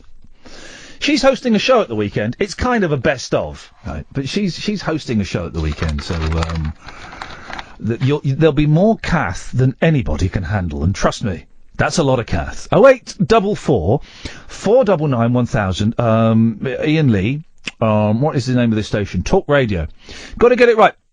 It has been an odd few months. The last 4.5 months have been, I'm going to be honest, pretty lousy. I've not been particularly well. I had a little bit of a breakdown. I may still be having it. I don't know. How do you know? Okay, here's the question. How do you know when a breakdown has ended? How do you know when it's ended? Is it like, it's not a day. It's like months. Is it? Because I'm still feeling lousy. I'm sounding okay now. I'm aware I'm sounding okay now, but I'm feeling lousy. You put headphones on, Catherine, but you have no way of communicating with me. Yeah. So? Yeah, I do, if I do this. You got to lean Sorry, over. Ed. It's all good. You've been in the Talk Sport offices for too long. Your body language is highly inappropriate. 0844 499 1000. As I knew would happen, the phones have gone quiet now. We're going to have to work for the next hour and a half. Ray's on the line. Evening, Ray. Good evening. How are we? Do you know what? I'm all right. I'm kind of finding my feet a little bit after not having done this for a long time. By the way, we got cracking guests for the rest of the week. Tomorrow, Ray. Yeah? John Sebastian from the Loving Spoonful. Oh, yes. What a day for a daydream. Got it made for... Got him. Wednesday, Dennis LeCorrier, the lead singer from Doctor Hook. Oh, yes. When you're in love with a beautiful woman, it's hard. Yeah. Thursday, Andy Partridge from XTC. Terrific. I won't sing all of them because the last one's an author. Friday, we've got Matt Haig, who's a brilliant author who wrote a book that saved my life, saved loads of lives. I can't remember what it's called. Oh, Reasons to Stay Alive. He's also written other books, including The Humans, which actually I want to talk to him about because it blew my mind. So that's all happening. We've also got, in the next few weeks, we've got Ronnie Spector, Graham Nash, and David Icke. Okay. What have you got for us, Ray? Loving Spoonful. I know where the name comes from. Well, now, I always thought... Okay, this is the thing, and this is what I'm going to ask him, right? The Loving Spoonful. I always led to believe that the name came from... And I'm going to use medical language. Go for it. That a gentleman, when he's very happy and loves a lady very much... Yeah. He does a magic wee-wee Yeah. that fills a teaspoon. That's right. Right. But I'm reading a book about the Loving Spoonful, and it talks about them getting their name, and it does not mention that. And surely, if you're writing a book about the Loving Spoonful, have I got it? No, it's in the kitchen. If you're writing a book about the Loving Spoonful, and you're talking about the name, you would mention that. Yeah, you would. And they've not mentioned it, which makes me think that it's not true. I'm going to carry on believing it. Well, carry on believing it for about the next 24 and a half hours, and we'll find out tomorrow. Yeah. We'll find out tomorrow. And also 10cc allegedly got their name from the 10cc, same. because it's 10 silly-seaters That's of right. semen. Yes. Which is, strangely enough, is going to be the title of my autobiography, coming out soon. Wonderful. Which is the title of the second volume, coming out soon. So, Ray, Anyway. what you got for us, Ray? It was nice hearing Guy from the Barenaked Ladies on, Stephen Page. Stephen Page, it was a rubbish line, but I thought it was well worth persevering. What a nice gentleman. I want to get that bloke over here playing some concerts. He is. It's a shame he left the band. Well, you know, it is. I wanted to do the first interview where we never mentioned the Barenaked Ladies, but it was it was churlish. I was unable to do that. It is a shame he left the band, but these things happen. Yeah, the second ever concert I went to was a Barenaked Ladies concert. It was back in '93. Oh yeah. And I was probably one of the very few people who had heard of them. Yep, back the early days, very early days. And watching Stephen Page on stage, it was incredible. I mean, he was quite a portly lad, but my goodness, he was acrobatic. Oh, he's brilliant. He's got such an amazing voice. Here's a treat. Go onto YouTube, type in Stephen Page and Hallelujah. Oh, flippin' heck. What a version of that. Yeah. So, and Dennis Le Corrier on Wednesday. Looking forward to that as well. Yeah, Dr. Hook. Here's the thing, right? Dr. Hook, right, are perceived as being a really naff, rubbish band. Yeah. Right. And they're not. The thing is, I don't buy into this, these bands are cool and this band isn't cool. They are absolutely... Dr. Hook had some brilliant hits. They did. I'm really windy at the moment, sorry. I'm trying to find a song that they did. Give me a second, because here we go. I'll pay 99 pence for it. I don't mind. Right, their first, right, because towards the end of them, they're doing songs like "When You're in Love with a Beautiful Woman" and "Sexy Eyes," and you know they kind of got a little bit slick. The first three Doctor Hook albums, right? They are filthy. Yeah. They're all about drugs and sex. I'm going to play you a little bit of a song, right? Yeah. This is a very naughty song. Bearing in mind, this is my mum's favourite band, okay? Yeah. And then they went ahead and they recorded... Here we go. Hang on a second. Let's get to the start. So this is Dr. Hook, right, as you've never heard them before. Here we go.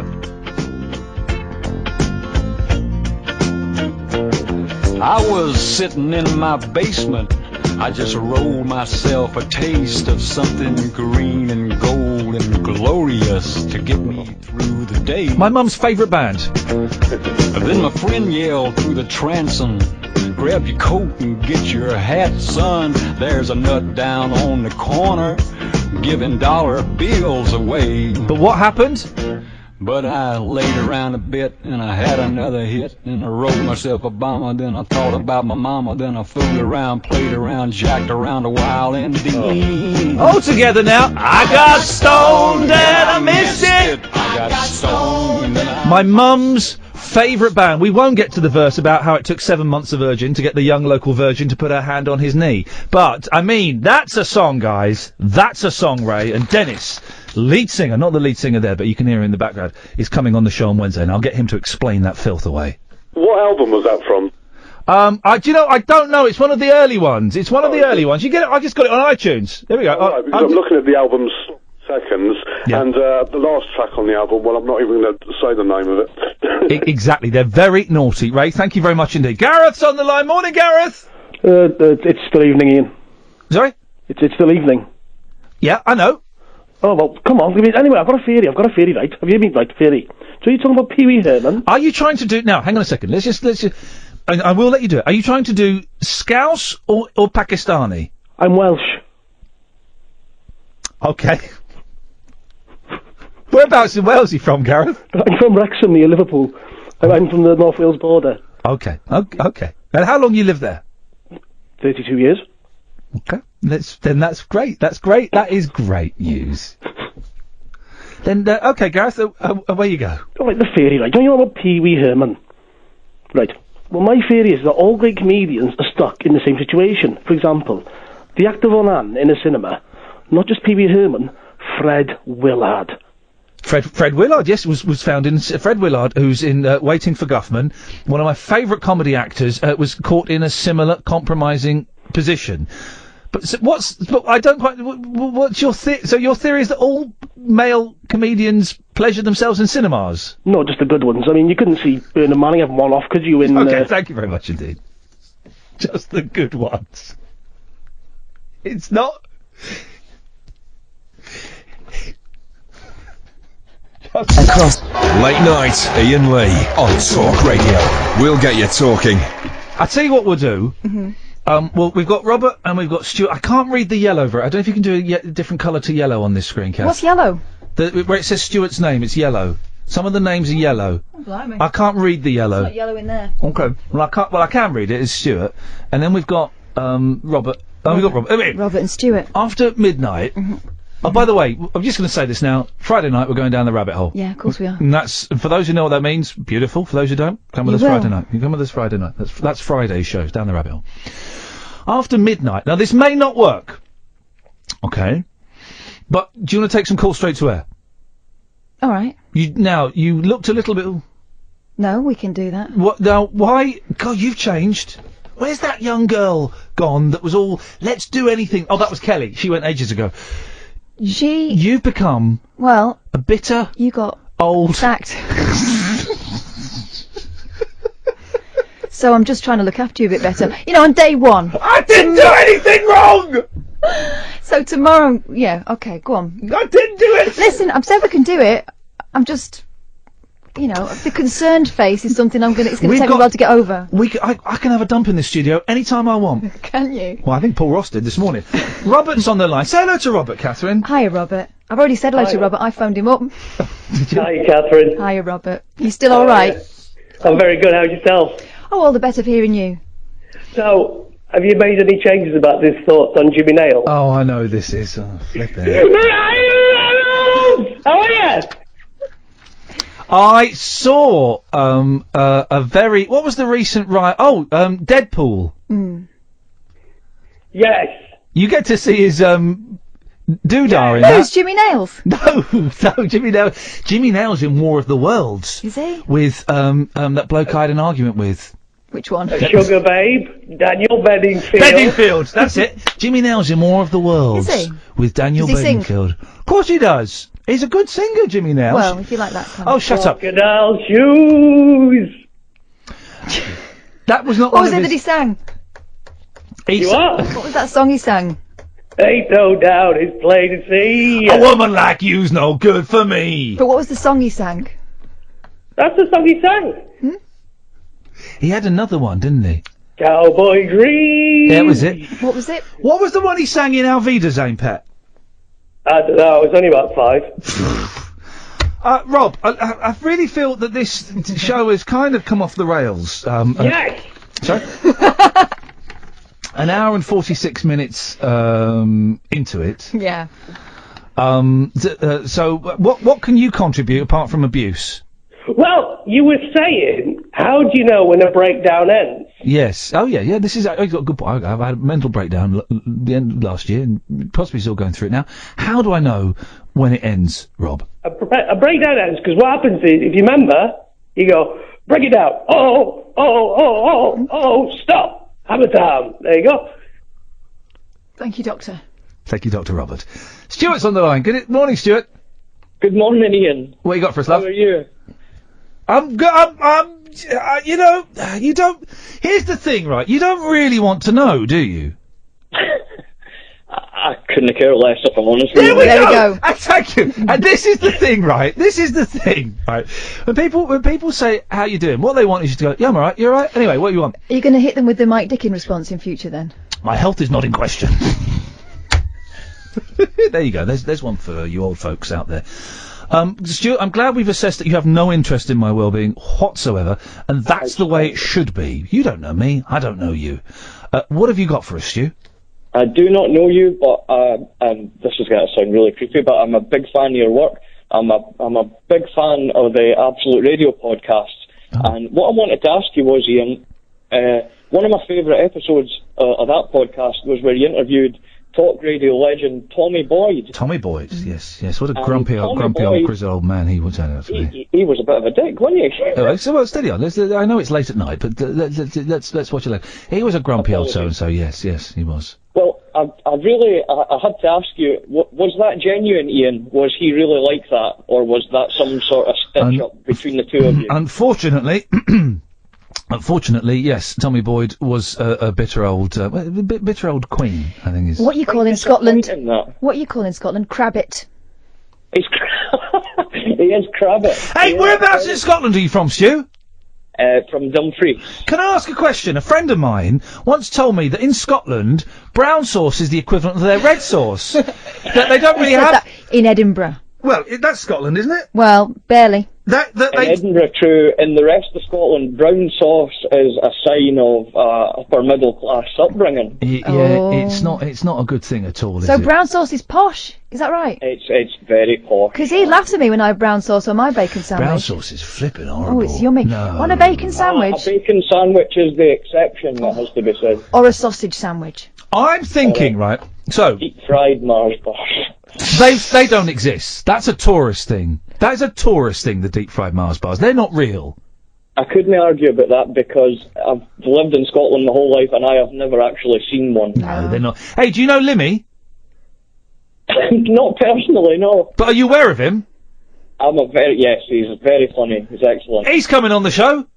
Excellent. Limmy's coming on the show. I only discovered him the other day, about 2 months ago, because he was on Netflix and I was bored, and I watched it. Flippin' heck, he's funny. Now, the characters in the TV programme are excellent, but if you go on YouTube and search for Limmy's World of Glasgow podcast, that was where those characters started out, and they work so much better, just as sort of monologues. Who is it by now? I'm Limmy. terrible with the character names. I like Dee Dee, who, Yes. I was at home watching Jeremy Kyle. Don't do the voice. I can't do it. Who's the hot woman who used to be a heroin addict? Jacqueline McCarthy. She is.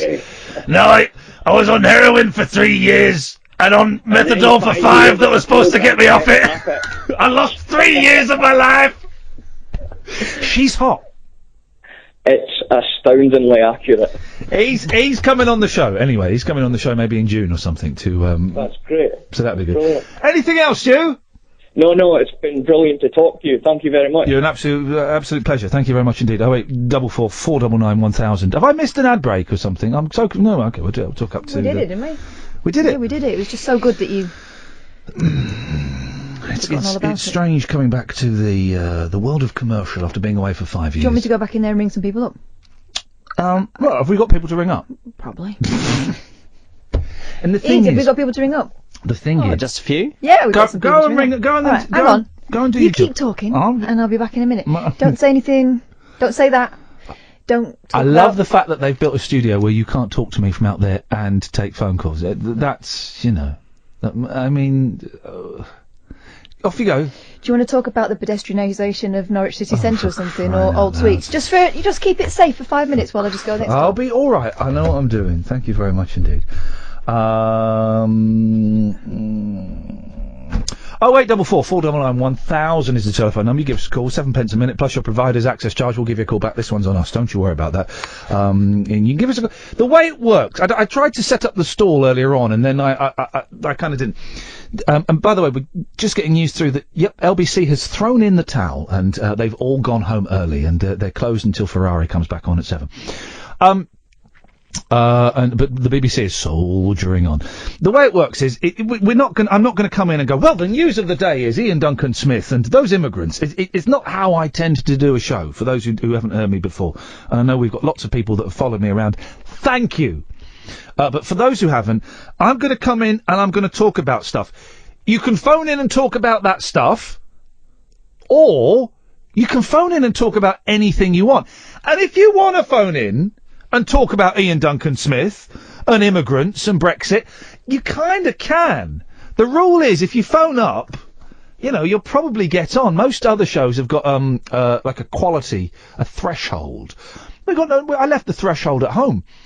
So you can call in and talk about, have you ever fallen down a well? We've talked about Pee Wee Herman. We've talked about Gary Glitter. We've talked about the Barenaked ladies. We've talked about having a mental breakdown. We've asked what's at the bottom of a well. You can call in and talk about those things, or you can call in about anything. It's just like having a chat, isn't it?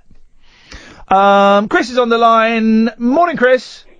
Hello, Ian. How are you doing? I'm doing very well, Chris. I've got a bit of an echo here. Okay. Yeah, well, anyway, I thought I'd phone and tell you about when I fell down the well. Okay. I was. Does your mum know you're up? No. Okay. Have you not got school in the morning? No, definitely not got school. Okay. I finished that about 40 years ago. Wow, so how old are you? I'm about 67 now. Yeah, I can't remember. What year were you born? I don't remember. I No. think it was 1948 or something. Okay. Yeah. Well done. Very But quick. anyway. Smooth. I like your style. I fell down a well, Yes. and there was a little girl down there, Oh, yeah. and she had a video, It was who? and I gave it to my friend, Yes. and she played the video, and the girl. Yeah, go on. You might as well finish it. Don't cry. I can see you cry. It's very emotional. It's very emotional when the events of the Japanese film Ringu happen in real life. You go and have a little lie down. You go and have a little lie down. When you've lived the Japanese movie Ring, or is it in the actual Japanese Ringu? It can be very traumatic. Speaking of Japanese films, I watched a nuts one, and I could take the word nuts out because I'm talking about Japanese films, right? They're all nuts. Zebra Man. It's good. It's not quite as good as I was expecting, right? But it's brilliant. It's this guy who is obsessed with this old Japanese program that I think is an actual program. I think it has to be an actual program for it to work. From the 70s called Zebra Man. And this guy is obsessed with it. And then he meets this kid in a wheelchair who is also obsessed with Zebra Man. And then he becomes Zebra Man. That's not too much of a spoiler alert. You can kind of work out quite early on that that's what's going to happen. But it is absolutely nuts. And he goes off. And he ends up fighting all these aliens. If there's no calls, Kath, you can come in here. Don't matter. We'll take calls straight to air after midnight. 0844 499 1000. Here's the telephone number if you want to give us a call. But the 5730. So not 5745. No, different one. We're mixing it up. They've made all these new things. Might as well whack them all in, eh? I'm going to lend you Zebra Man. Keepsies. No. I'm going to lend you Zebra Man. Because I think you need to start being educated in the way of the Japanese Oh, movie. I saw one. Which one? I don't like to say. Oh, has it got a rude It title? was very rude. It was called In the Empire of the Senses, right? When I lived... Stop. When I used to live in France when I was a student, she seemed much older. I thought she was kind of a pensioner. She was younger than me now, 36, my landlady, Parisienne, very sophisticated, had a Japanese boyfriend and was trying to educate me about all things Japanese. Yeah. And she lent me this video one night and said, "Oh, watch that. I think you'll get a lot out of it." What's it called? Flipping heck! What's it called? In the Empire of the Senses. Now, I've seen Japanese adult movies. Well, this one was disguised as an arty film. Yeah, they do that. Now, in these Japanese adult movies, I've seen some of the most messed up stuff ever. Right? Ever. Messed up. Well. But they pixelated the pubic hair. What? Yeah, I know. So it was like, this was an... We want to save you from that. Yeah. But you can have a look at this. It was, some of the stuff that was going on was it was outrageous. But they pixelate the pubic hair. What were they doing? I can't even, honestly, I can't even hint at it. Well, this one, right, was all artsy and old-fashioned. Yeah. It was like a sort of, I imagine it'd be like I remember that you are rubbish at keeping an eye on the I'm clock. looking at it. Right, okay, I'll tell you. Across the UK, online and on DAB. We are Talk. Talk Radio. Give it some lip. Talk Radio. Evening, Iain Lee, Talk Radio, 0844 499 1000. I'm reading it and I don't quite know, there's ways that you say the numbers and I'm just enjoying the numbers rolling around in my mouth like a couple of ice cubes soaked in whiskey. If you want to give us a call, you can. I'm just going to sit here and talk nonsense. After the news, we will take your calls straight to air, just for a little bit, just to see if anything happens. It might not happen, it might not work. It doesn't matter. You're listening to Talk Radio. It's time now for the news. Across the UK, online and on DAB. Get an earful of unusual nocturnal emissions with radio's Lord of Misrule, Iain Lee. No relation, thank God. Unfiltered Night Talk with the original king of unconventional conversation. Late Night Iain Lee on Talk Radio. We have ways of making you talk. So I tell you what we'll do, and because listen, we're just kind of finding our feet at the moment. Catherine's here. Evening, Yeah, Catherine. hiya. Ed's through there. Evening, Ed. Evening. Thank you how's very it much, going? Ed. Yeah, well, it's all right. I'm just kind of getting up to speed, finding our feet. We had a text from the boss. Yeah, he's But happy. he was happy then. He was happy then. I don't know how big. So, just bear with us, okay? Give us a couple of weeks. Don't judge us on this first show. And I knew we'd have a big burst of calls at the start of the show, and then they would kind of peter out. Slackers went to bed. Slackers have got proper jobs. Yeah. Imagine having a proper job. Imagine having a proper job. Couldn't do it. I thought about it for a while. About 3 months ago. Couldn't do it. I came close to being a teacher once, about 7 years ago, perhaps. That's the closest thing. I'd just be exhausted. What would you teach? Children. Kids? I'd teach Spanish. 0844 499 1000. We're going to take calls straight to air if you want, which means basically you phone up and if I see you on the screen, I put you straight through. You don't talk to Ed, you don't talk to Kath, you just come straight on the air. You can do whatever you want. We've got a delay. So don't do anything you want, because I'll just dump it. But you can if you want, otherwise we'll just sit here and chat. You would teach Spanish because you love the languages. You do love languages. It's the only thing I was good at school. But can I ask a question? Go on. There's no point. It's never going to help you, is it, in life? What do you think education's for, Ian? No, languages. No, what do you think it's for? Is it supposed to do something, or is it supposed to allow you to be something? I don't know what you mean. Well, it's because you didn't go to a proper university. I flipping well did. Oh, yeah? I went to Middlesex University 2 years after it changed from a polytechnic. Studied performing arts. 2-1 BA Hons. Why are you laughing at that? Oh, 'cause I've got languages. I can speak Spanish. I can go to a Spanish restaurant and ask for all of their rubbish, stinky, oily food. Why are you doing my voice? Because... Why are you getting personal about it? Well, just because, you think with your fancy languages, you think you're something special. No. Line 1, you're on the air. Line 1? Press the button, Ed. Line 1. Why are they not? John, are you there? Hang on a minute. Where's John? John, are you there? Why is it not working? What you done? Give him a minute. I'll give him a minute. Anyway, go on. Carry on having a go at me. Line 1, you're on the air. Ian, it's Darren and Dundee. Do you remember me? How you done? You're right, mate. Yeah? Darren and Dundee. You know Darren and Dundee? You left us Hobbit Hall. Oh, Darren. Do you remember that guy from Dundee, Scotland? I've been out and about in that.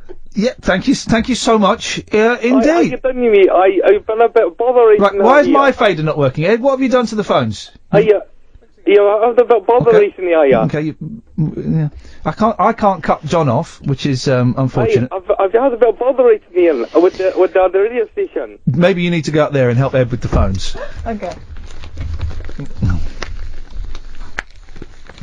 Yeah, there we go. Line 2, you're on the air. Maybe not. Hey, listen, it's the first day, okay? It's a brand new studio. Everyone's trying to work out. Don't have to answer them. Hello, who's that? Just give me the technology. Am I line 2? You're line 2. You're live on the air. Oh, okay. Well, this is line 2 from Estonia.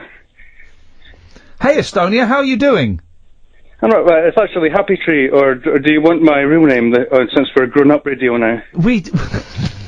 Have you not listened to the last 2 hours and 6 minutes? Happy Tree is absolutely fine. You call yourself whatever you want, brother. I don't mind. Okay. Well, so it's great to hear you back where you belong, and maybe it was a badly kept secret, but I wasn't aware, so I was very pleasantly surprised to hear that Kath was along for the ride as well. Dave has tweeted, for those of us who didn't listen to you on the BBC, can you tell us a little bit about proper Kath? I'm not going to. Kath, sell yourself. Well... Sorry to bring back bad memories. Okay, well, She's not got much personality, Dave. Hang on, there's something. There's something coming. It better not be a Cher impression. What? I was born in a wagon of a travelling show. Oh, you can't say that anymore. Why? Gypsies, tramps and thieves. It's demeaning. That's what it's they racist. called us. It's racist. We were just carny folk. Have you got anything you want to say, Happy Tree? Well, I did have one thing, but maybe it's a bit heavy for it was heavy. So, it was heavy. Yeah, well, hang on a minute. Hang on. It was heavy well activity, but not of the fun kind. Bad. Someone died in a well? Yes. Was it a baby? No. No. Oh, blimey. Did someone actually die in a well? I'll just say it was my girlfriend, but, let's not go there on the first show. Well, We've been there now. Well, no, hang on a second. I mean, do you don't want to go there? Well, I mean, that was the story, but it's up to you. Well, or we can talk about Brian May's guitar. Well, I'm really interested in what you've just. I mean, that's an amazing thing. That's an amazing thing you said. But if you don't want to talk about it, then you don't have to talk about it. No, well, that's why I phoned up. I was just wondering if it would put a pall over the... Mate, listen, this is the thing, right? Give us your proper name, because I can't keep calling you Happy Tree when we're talking about this. Okay, sorry, Dave. Dave. No, give us your real name, though. Listen, the thing about the show, Dave, right, is it's all been frothy today, and do you know what? It'll probably be frothy for the first couple of weeks. Actually, saying that, we talked about, having breakdowns and people being suicidal. Yeah. It's everything, man. It's everything. It's not going to be laughs all the way. It's what idiots call light and shade. But do you know what? I'm an idiot. So it's light and shade.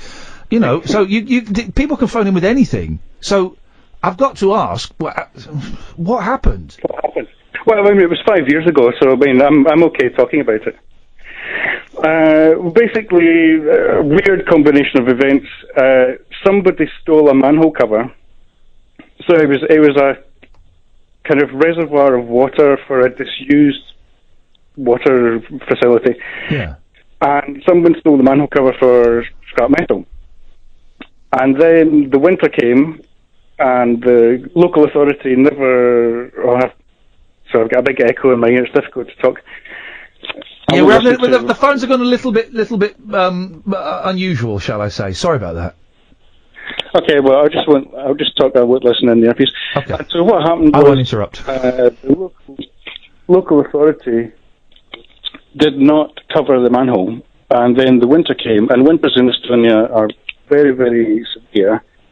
Well, the one 5 years ago was, and a whole load of snow covered the hole, and of course she went walking and walked over the hole, and 5 years of legal wrangling to try and make the state admit that there was negligence, but this is not the most progressive country in the world. It's only been free from the Soviets for 20 years, so nothing much happened there. So there you go. That's enough. Well, I was going to say I feel bad that we're doing a flippant topic like this, but no, I don't feel bad because you know that it's never my intention is to be malicious or mean or anything. The world doesn't stop because of one person's, things. Thank you. Make jokes about everything. No, thank you. Do you know what? You're absolutely right. I'm really sorry for your loss. No loss of life is particularly good, but what an horrific way to lose someone. I'm really sorry, mate. Yeah. Well, I mean, if you look at it positively, and I look at her role in my life, and this is what I try to do with some measure of spiritual, kind of connection to things. It was meant that she bring me here to this country because I'm in a far better position, despite that, from when I was living in France. So, I mean, here I've got a much better job, a much better apartment, I've got my own place, I've got 2 lovely cats. So, you could say, none of that would have happened if that hadn't happened. But, you do wonder, that will be the first thing that I ask if there is anyone to ask. Why did that have to happen? This is the thing that you can't look at it selfishly because people all around the world, everybody, if you live long enough yourself, will suffer loss. So it's not unique. But is there not a sense with something like that when it is negligence? My dad died, right, 2 years ago, I think it was, right, and he died of cancer. And I was just building up a relationship with him after not having not really spoken to him for years, and I'd a couple of years where we were sort of building up a relationship, and then he died really suddenly, fairly suddenly. But there was no one to blame for that, right? There's just one of those crappy things that happens, and he got ill and he died. But I still had a feeling of injustice and bad treatment from, I don't know, the universe, and that was just one of those things. In your instance, that actually was someone's fault, is perhaps a bit strong, but there was negligence that led to that. So is the feeling of injustice not greater and harder to deal with? Yes. Yeah. I would say the feeling of anger. I mean, I generally have not been an angry person in my life. And this has been, I would say, if I try and look at it from a life lesson perspective, this is a lesson that I've been given is, okay, this is the most thing that will make you the most angry inside. How do you deal with that? And I deal with it by, in fact, one of the things that most inspired me was what she wrote herself in her blog 2 days before she went. The last thing maybe she said online, which was she was having doubts about where she was going in her life, and she said, all you can do is just put one foot in front of the other. Well, I mean, there's a choice of phrase, considering, yeah. Oh, well, yeah. But, you know, it's like, if she's there or if she's not, but anyway, the memory of her is telling me, just keep going, because these are things that everyone will face. You know, there are people in far worse situations, and, well, okay. I think that's my phone about to... Go. Thank you. Anyway, listen, thanks very much. I appreciate that, mate. Thank you very much indeed. Great to hear you back. Thank you very much indeed. And my faders seem not to be working, but Dave, thank you for that. Oh, nice fella. There you go, you see. This is... Now I remember why the radio is... I was going to say fun. That's completely the wrong word to use. Powerful. You know. And also... all that, you know, it fits in with the show. You know, for anyone who's listened to me before, you know that we have clunking great gear changes, where we go from talking complete rubbish to hearing about a fella whose girlfriend died falling down a well. Wowzers. Thank you for that. 0844 499 1000. Not inappropriate at all. Let's see if this is working. We're having a few problems. Let's try this. Line 1, are you on the air? Hello, it's Christopher from West Wickham. It's Christopher from West Wickham. We've got Andy Partridge on the show on Thursday. I know. I'm going to be at work. Okay, so am I, but I'm still going to get to hear him, because my job will be talking to him. We'll make sure he's in the podcast. There's going to be there's going to be a daily podcast. It's going to be about half an hour long, and we're going to have about half of it's going to be the crazy stuff, the phone calls, and I hope you've picked the bit that you not... No? I'm thinking about it. Okay. And the other half will be the interview with the person that we have on as well. So that, and it'll come out every day. Go to our iTunes and other things and type in Iain Lee. And while I'm on it, loads of people are on Twitter complaining about the sound quality. It's being looked at, I believe. There's people complaining about the bit rates and it's not great on DAB and stuff like that. Listen, guys, it's day one of a flipping radio station. Huh? Give me a break. First of all, I don't care. No, that's incorrect. First of all, I really care. Secondly, it's being looked into, guys, so thank you very much indeed. Yes, Christopher? I'm using the app and it's absolutely fine. You're eating rap? Yeah, I'm eating rap, yeah, that'll do. Okay. That's not what I said at all, but hey. If I wanted to lose weight, bread is the thing to get rid of, isn't it? You get rid of bread. Well, that and spuds. Oh no, don't. There was a bowl of freshly made potato salad this evening, and I was just going in there. Delicious. And for breakfast, I had cold roast potatoes from the night before. Okay. Well, what I would say to you is, and I'm no expert. No. I'm no expert at all. Well, I could stop you there.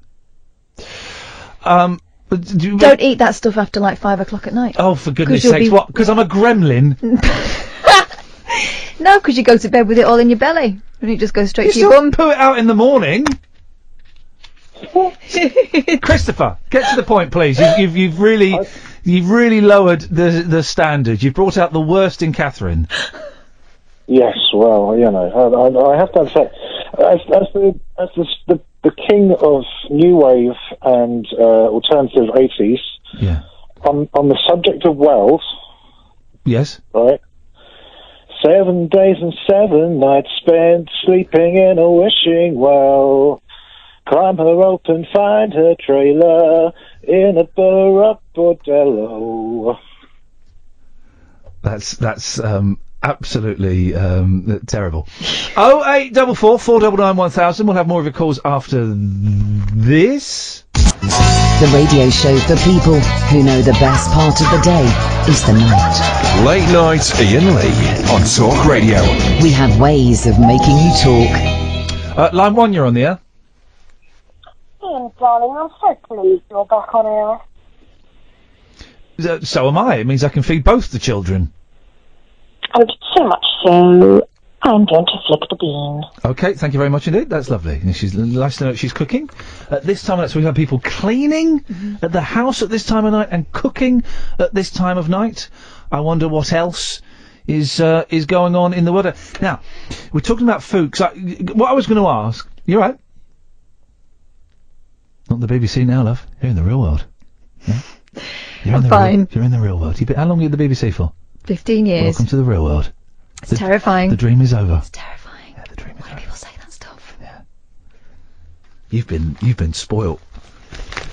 Not as much as she is. Anyway. So, because the reason I'm asking, because my weight fluctuates. Oh, right, yeah, spuds. I'm not getting rid of spuds. You don't have to, just don't eat them late. the time thing, by the way, 0844. I think the time thing makes a difference. 0844 499 1000. We're taking calls straight to air, so if you call up, you'll just come straight on the air. You can do anything you want. Because carbohydrate makes energy, right? I don't really... And if you're just using your energy by going to bed and slobbing about... Why have you got to bring science into the food? Because... But the thing is, you get rid of the energy in the morning. If I charge up a battery, right, at night...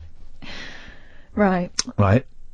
Well then, but I don't use it I charge up and then I go to bed at 11 it starts to go. If you pull the thing out... it doesn't. Yeah, but you... No, it doesn't. You're not continually eating the spuds, are you? I'm talking about batteries. Right, well... Exactly. No, I remove the battery from the charger at 11 o'clock at night when I go to bed, right? Right. No, it's still in your phone, right? And your phone's on. It's not a phone battery, it's a AA. And... What are you using it for? Xbox controller. Alright. But so I charge it. You leave your Xbox on standby. No, the Xbox is off. It's not even... No, but your body's not off. Exactly, I'm asleep. No, it's not off. You're on standby. But I don't understand what you're having problem. So, the energy is expending really slowly. Yeah. Right? And the bit that's not expending is going straight to your backside. Why would I put a battery in my backside? Line 1, you're on there. Hello? Oh.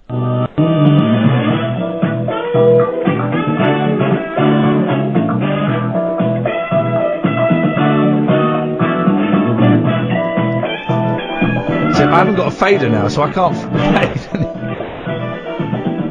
It's worth sticking with it.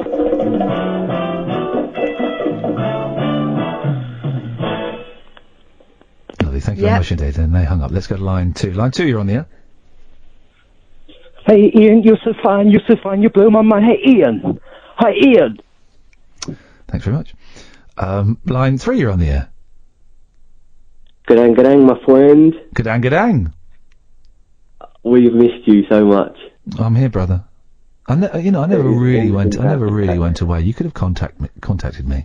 I've been following you on Periscope and Twitter. Blah, blah, blah, blah. Who are you? It's been brilliant. Jamie from Croydon. Hello, Jamie. Hello. Come here, give us a big man hug, Jamie. When did... Steady on, fella.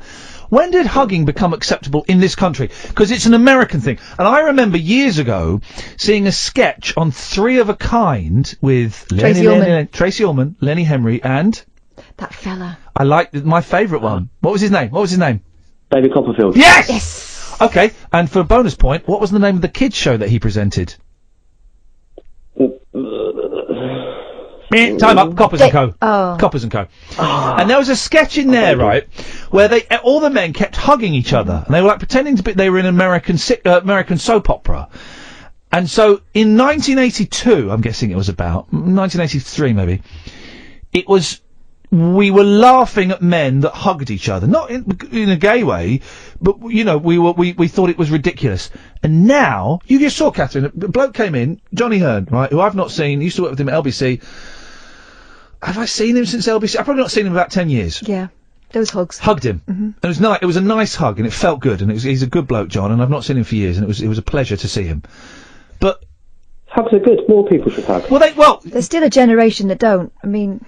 My dad thinks that unless your mate scored a goal, there's no touching him. Footballers are the most. I was going to say the gayest. And you mean the most expressive of their affectionate. homosexual. But they've always kissed each other, haven't they? Yes. Like even Kevin Keegan days. They're progressive, is what they are. I totally lost my train of thought. Is it because they're continental?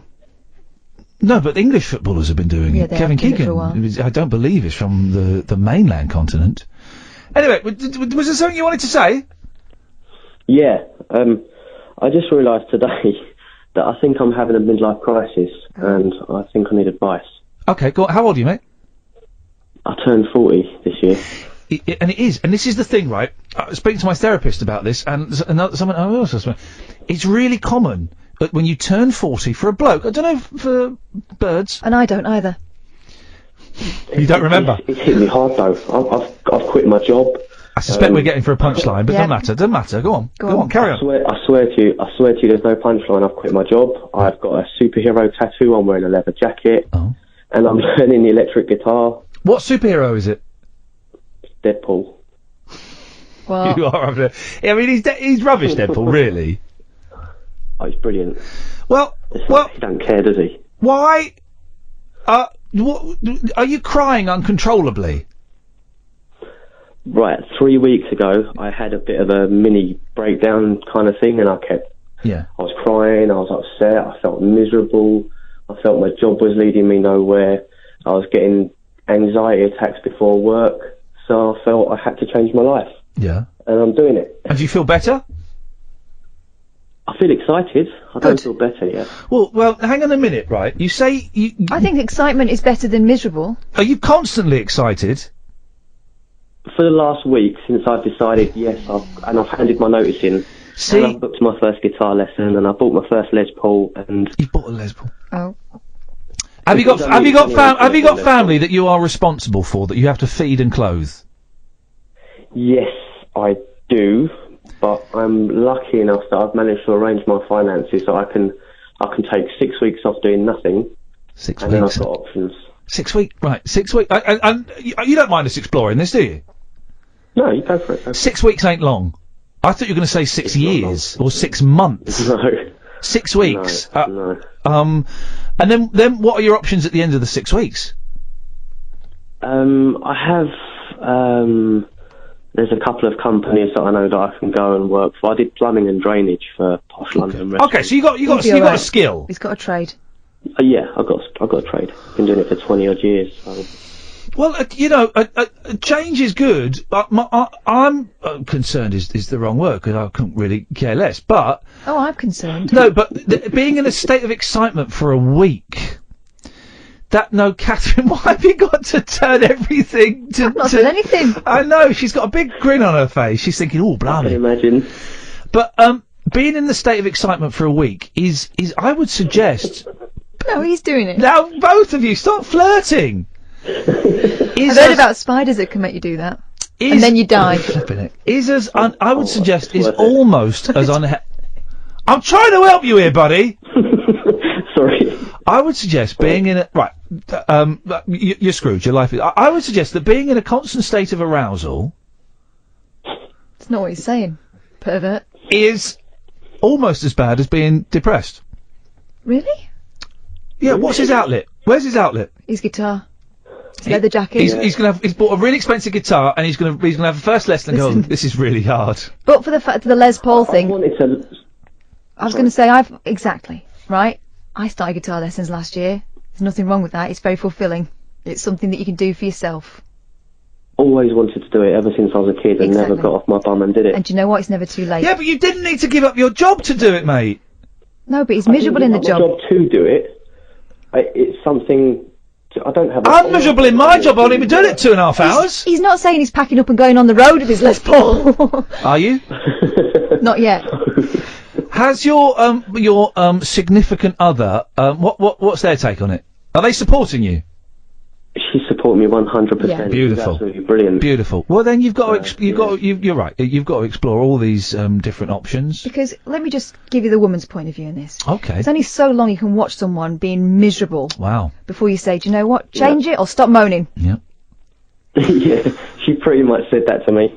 Do whatever you want. I'll support you. Just stop the misery. Can you keep in touch and let us know how it goes?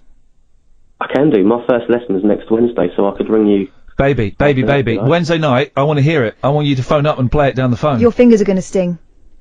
My first ever lesson, doubt I'll be playing anything yet. Shut up, man. First, right, Wednesday night, listen, if you want to go for this, you've got to go for it. Wednesday night, you've got a gig, live, via the telephone, don't turn up, on Talk Radio, on my show. We want to hear it.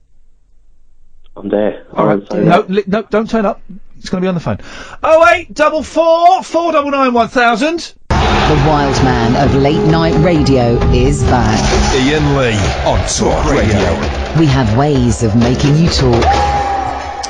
That's what the Nazis used to say, isn't it, to their prisoners of war? In films, I don't know if they said that in real. Ways of making you talk. You big dog. You big dog. Ways of making you talk. And the French used to say, listen very carefully. I should say this only No, once. they didn't. That was a lower low. Well, I think that might have been a lower low. Yes, line 1, you're on the air. So 60973. We'll bring you 3 things you need to know for a Tuesday on the way. The front page is on their way as well. Right now, let's get the news headlines from Charles Rowe. Oh, it's not fair, is it? It's not fair. They're breathing their last breath. Line 2, you're on the wireless. Hello there. I came on to tell you a joke, but my joke is not good enough. Permission to put out, please, sir! Permission granted. There we go. This means nothing to... I'm having to go to the back of my memories to remember this. Let's try line 3, you're on the wireless. Hello? Hello? Let's try. Let's wonder if we can put them... Let's try that one there. Hello, line 3? I don't think you could do a line 3. There's only 2 lines. Well, it's not working. Ed, any reason that's not working? Okay, well, try again, Stevenage. Try again, Stevenage.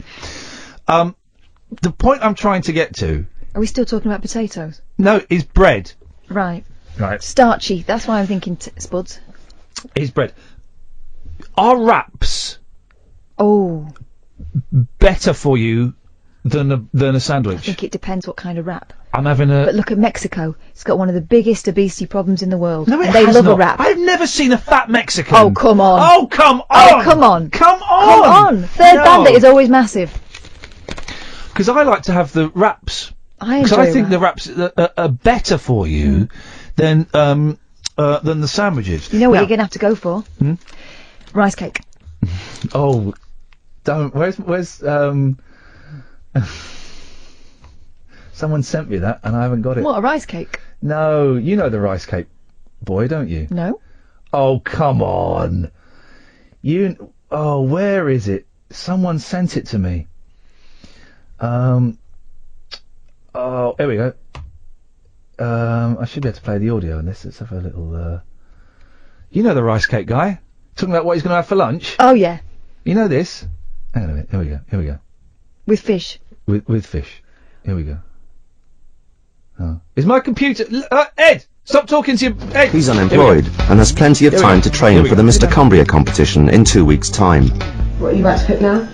Just my fish. This is what you have for lunch, okay? 12 o'clock meal. I'll have it with a rice cake.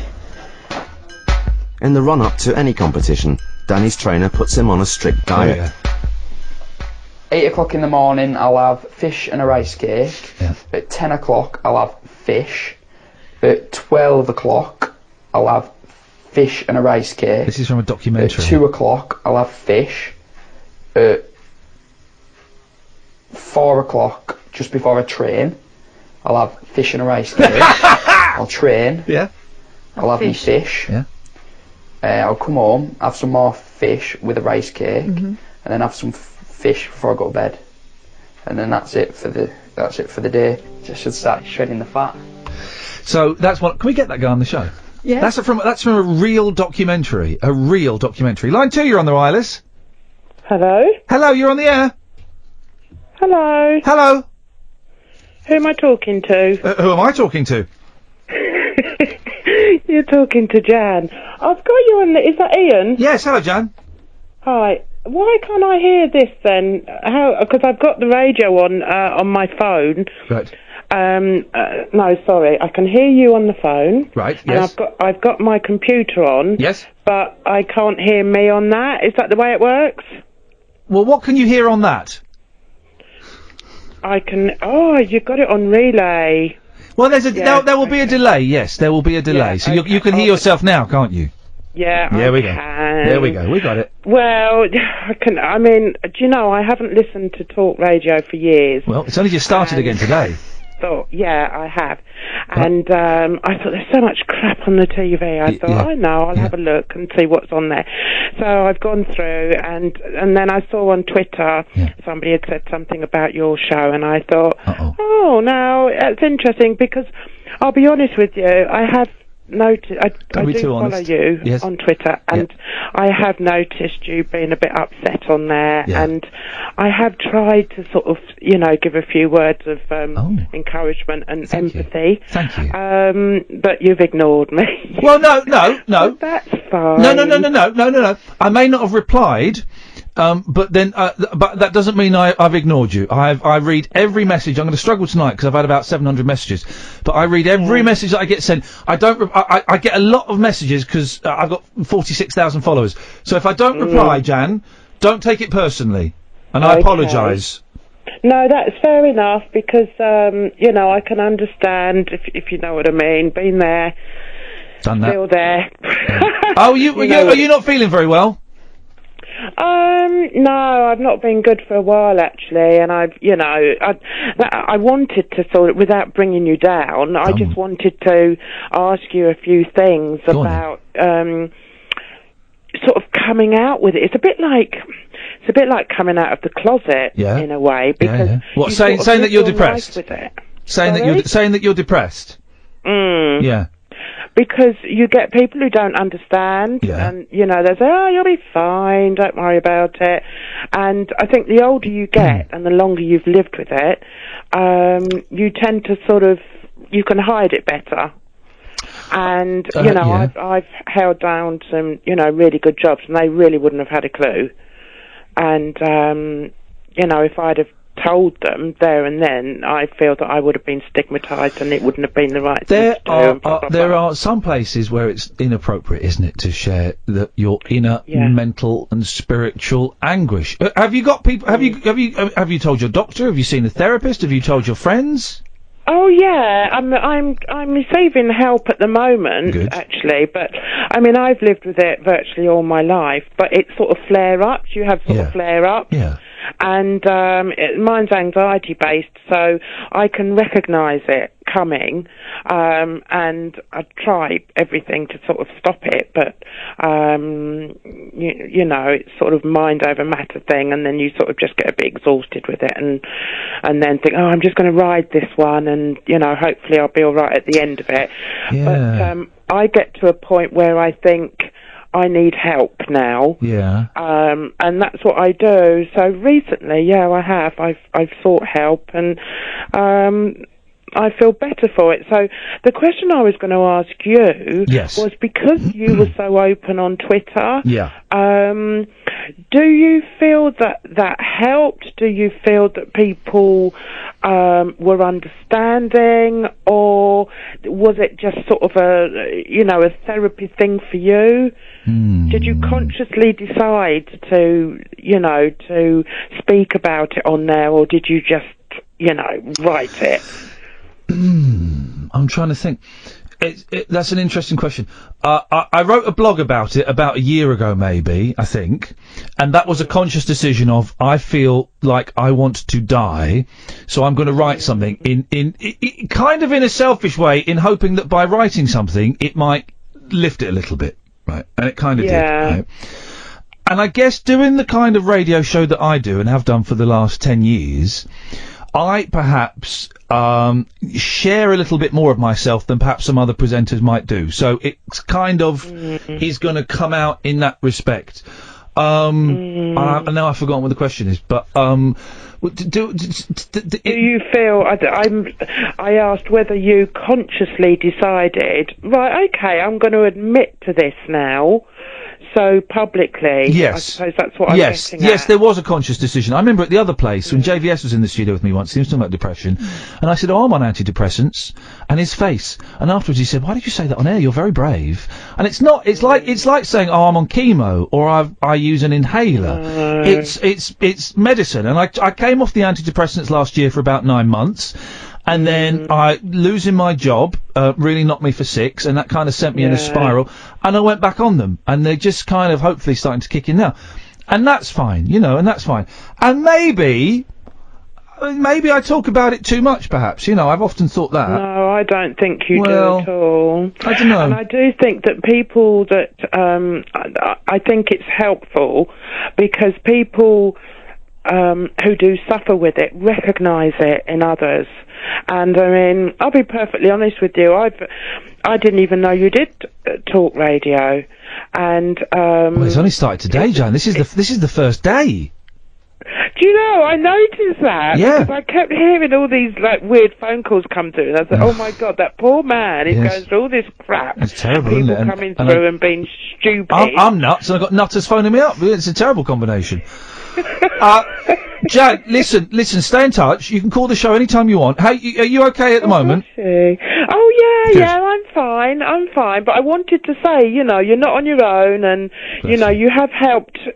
It does help to speak, I think. Okay. You know, it's a bit like anything. When you do admit to something, I think that you do feel a little bit of a weight lifted off your shoulders, if only to show people that, you know, you are suffering a bit. You know, you know, it's not as easy as other people who don't suffer with it don't realise. You know, it's. Jan, listen, it's nice to talk to you. Keep in touch on Twitter, and I will try and reply if I see you pop up again. Yeah, okay then. Take care. Take care. Ta-ta. Okay, bye-bye. There we go, you see. There you go. I haven't done late night radio for, 4 or 5 years, probably, and I'd forgotten. Have you done late night radio before? No, never. The other voice, by the way, is Catherine, who's my producer. I nicked her from the other place. But I used to listen to talk radio when I was a kid. I was a worried kid. I used to lie awake at night listening to the radio, and there's a lot of people doing that at the moment. Thank you for that, Jan. Let's take this and then we'll have a break. I think we've got a break. Yes, line 2, you're on the wireless. Hello? The phones... Listen, guys, the phones are playing up a little bit. Line 2's a bit dodgy. Is it line 2? Yeah. Oh, I wonder if I can I drag that to there? No, I can't. Oh, well. That's what I was worried about earlier. If your phone number ends 508, I can't get you on for some reason. It's day 1, guys. It's day 1. I was expecting more technicals throughout the day than there have been, so, Line 1, you're on the wireless.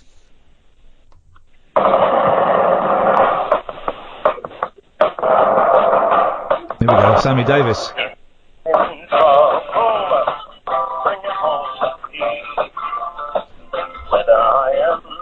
Sammy Davis Jr. singing the Hawaii 5-0 theme. And why wouldn't he? Well, why wouldn't he?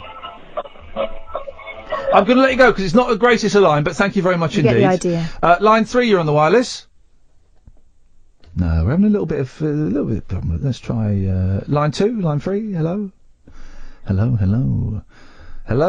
Can you hear me? No. Whack some adverts on.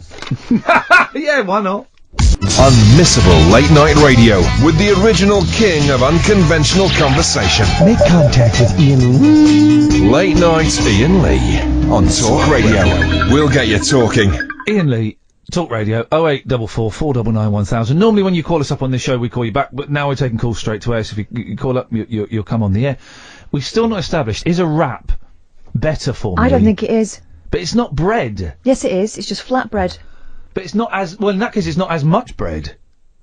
Yeah, it's just not got as much air in it. Is a wrap, is that bread? Yeah, of course it is. What do you think it is? Line 1, you're on the wireless.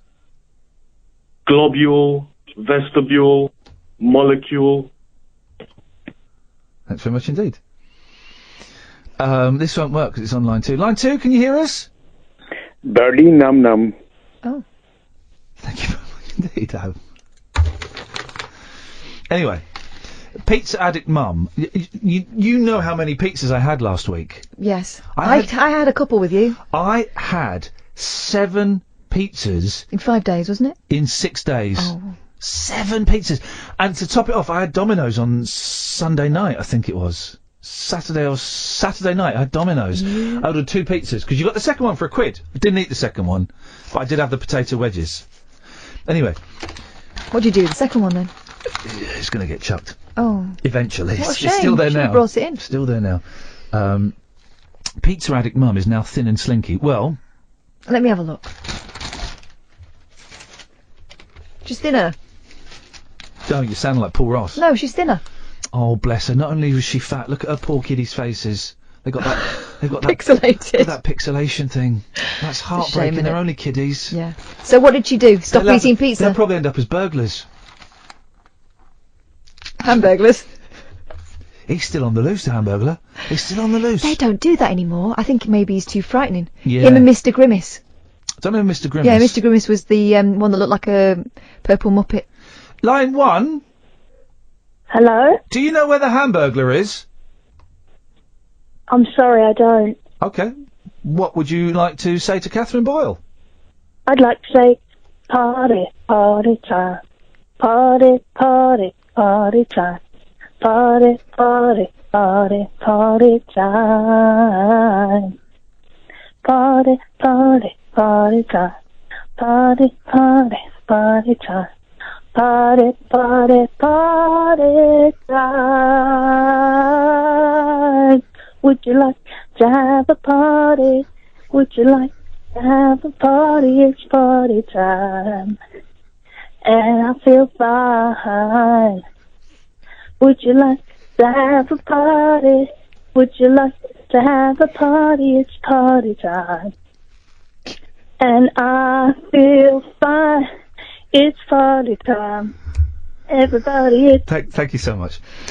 Would you done that all night, or is that usual? I think thank you for that.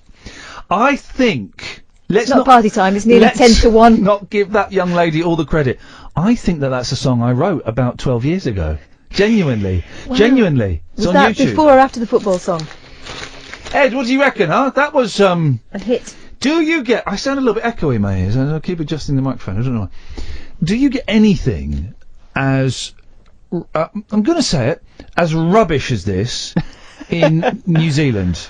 New Zealand. What's New Zealand radio like? At this time of night specifically? Yeah. It's a lot of, people that are just staying up late, obviously, but it's not this crazy. It's not like an all-night party. It's sort of very tame, and they want to discuss... There's no party time. They want to discuss politics at this time for some reason. Who knows? No, this is the thing, and this is why we're doing this. And it's early days, and the show's going to change, and it's going to evolve, and it's going to grow, and it won't be this all the time. I'm just kind of getting back up to speed, and I'm playing with my head, really, and just seeing where we end up. But that's what that's what BBC London, 5 Live, LBC, they're the only ones, I guess. That's what they're doing now, is they're doing, Brexit and immigrants. Bikinis. They'll be doing bikinis. What will they be doing in the papers today? They'll be doing, here we go. National Handout Service. They'll be doing the front page of The Sun. A struggling hospital spent £181,000 on treatment and care for just one illegal immigrant. What did they have, though? Nick Ferrari was saying that fella should be left outside the hospital to die. Now, the other fella who does it in his nanny's bedroom was saying he got it wrong, right? He said, it's the National Health Service. See what's wrong with this sentence, Catherine? It's the National Health Service, not the World Health Service. What's wrong with that sentence? Shall I tell you? It should be, it's the National Health Service, not the International Health Service. So they'll be doing that. And they'll be doing, here we go, civil war amongst, should Osborne step down? They'll be doing all that. Yeah. Flipping boring, man. It's 10 to 1 at night. And that means it's party time. Party time. Yes, line 1. Oh, hello. My name is Victor. Yep. Victor, do you accept calls from Poland? Yes, we do. Brilliant. I'm from Poland. Yes. Your show is fantastic. Thank you. Tell me a bit about yourself. Sorry? Well, I don't know you, so could tell me about yourself. Well, maybe you could Google me. What's Google? Thank you very much indeed. I've been sent a picture of the new Hamburglar. Oh no, there isn't a new one. McDonald's unveil new Hamburglar, and he looks like he's having a midlife crisis. Have a look. Have a look. He looks like it's hipster Hamburglar. It's a normal bloke. Oh. He looks like someone who's bought a Hamburglar outfit and he's modelling it for Amazon. He looks like he's he wants sexy time in the Hamburglar outfit. Oh no. Line 2, can you hear us? Yep, I can. You're on the air, what have you got for us? I just read on a newspaper website that Banana Man was spotted in Birmingham. Oh yeah? Basically, he chased... this is deadly serious. Basically, he chased a streaker and helped the police capture him. I'm waiting for the punchline. No, it's true. It'll probably be in all the papers tomorrow, in all the printed copies. Stop playing with your bra. I'm not playing with my bra. I've got one of them, like, I don't want to know. You know, I don't actually. The ribbons that you hang your jumper up with, popping out. Are you not excited by Banana Man actually being real? Well, Banana Man isn't real. Yeah, but he's been spotted. It's in the paper. It's got to be true, right? It's got to be true. It's in the paper. So this woman is basically, I don't understand why they do the things where... Is this Pizza Mum again? Yeah. Someone was large, they went on a diet. Wow, they lost weight. A mum of two who gorged on 200 pizzas a year. Lightweight. If you average up my week, I would have beaten her. So what did she do? She stopped doing that? Yeah. Okay, well, is that news? She's completed a half marathon. Lightweight. What for? She's completed a half marathon and 2 Twixes. Oh. Yes, line 2. First show, the judges' scores are in. Ooh, can the judges' scores? Oh, just the one. Oh. Len Goodman, 5 from Len. Ooh, Len's given us 5. Alicia Dixon a 4. Oh. Never liked her. What? Just 13. Just 13. Paul Ross got 20. Gotta try harder. Gotta try harder. Thanks very much indeed, Brucey. Thank you, Brucey. Yes, line 2. Is it Ghostbusters 2? Sorry? Is it Ghostbusters 2? Thank you very much indeed. They're all the greatest hits are coming. Can I just play this one more time, just for the... Oh, I didn't get to play all the questions to Stephen Page, I including... know, it was a shame. This one? Have you got any money? That question is valid to anybody. Can I just play this one more time? Suckers. On FM, AM, online and digital radio. This is BBC Three Counties Radio.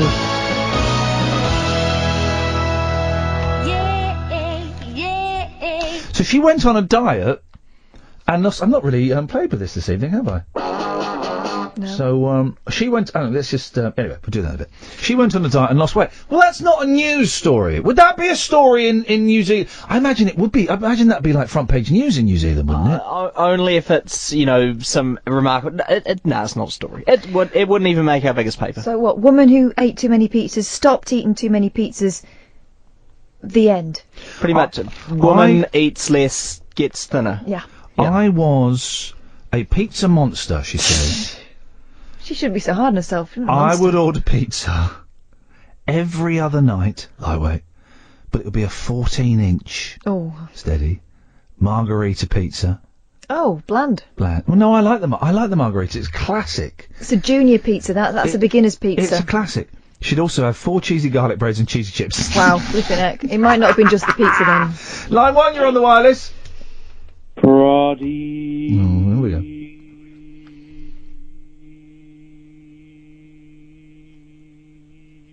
Yeah, that was rubbish. I can't do Pradeeps anymore because of medical condition. I'm old. Lack of interest. I can't. But no one's ever beaten me at a Pradeep. Oh, I bet I could beat you. Kath. I've got a very good breath control.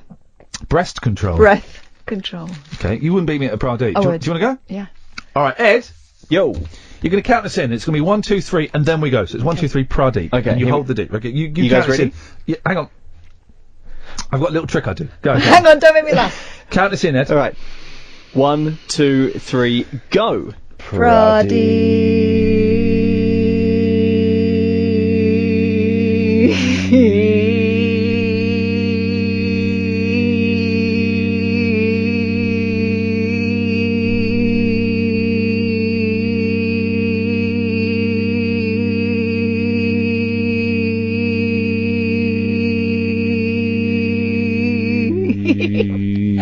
All right, fair enough. Iain wins. Iain clearly wins. Not even trying. Wow. Not But you made even me trying. laugh. It's such a ridiculous thing to do. An audience turned up for the end of it. I thought you were going to take that right to the very end of the show, and we were just going to have to cut it halfway through. Mate, I could have done. I could have beat you, but halfway through I started thinking, I'm the mother of 2. Yeah, what the heck am I doing with my life? That's what happened, Catherine, is you suddenly had a sense of, it's like you were on LSD and you have one of those moments where you pop up back up to the surface and Yeah, go, oh, I'm just what a am I normal doing? human being. What am I doing? Yeah, exactly. You couldn't let go. You couldn't do it. You were out of breath. You wobbled at the start. I could have disqualified you at the Well, start. you made me laugh. Look, we've got 30 seconds left. Line 1, you're the last call on this show tonight. What have you got for us? Welcome back, Ian. We love you. And just to say, you wrote the Party Time song. Go onto YouTube, type in your own name, and it's Party Time, and you'll find the song. Thank you very much indeed. And boy, what a classic tune that was. How did it go again? I'll send you the link. Well, Catherine, I think we got away with it. Tomorrow night, John Sebastian of the Lovin' Spoonful, which is very, very exciting. I'm a huge fan. My homework tomorrow is I've got to watch a John Sebastian DVD. That's tough, isn't it? Ed, excellent stuff indeed. Thank you very much indeed. Back tomorrow at 10. Ta-ta. Talk Radio. We've got entertainment, and we're not afraid to use it. Talk Radio.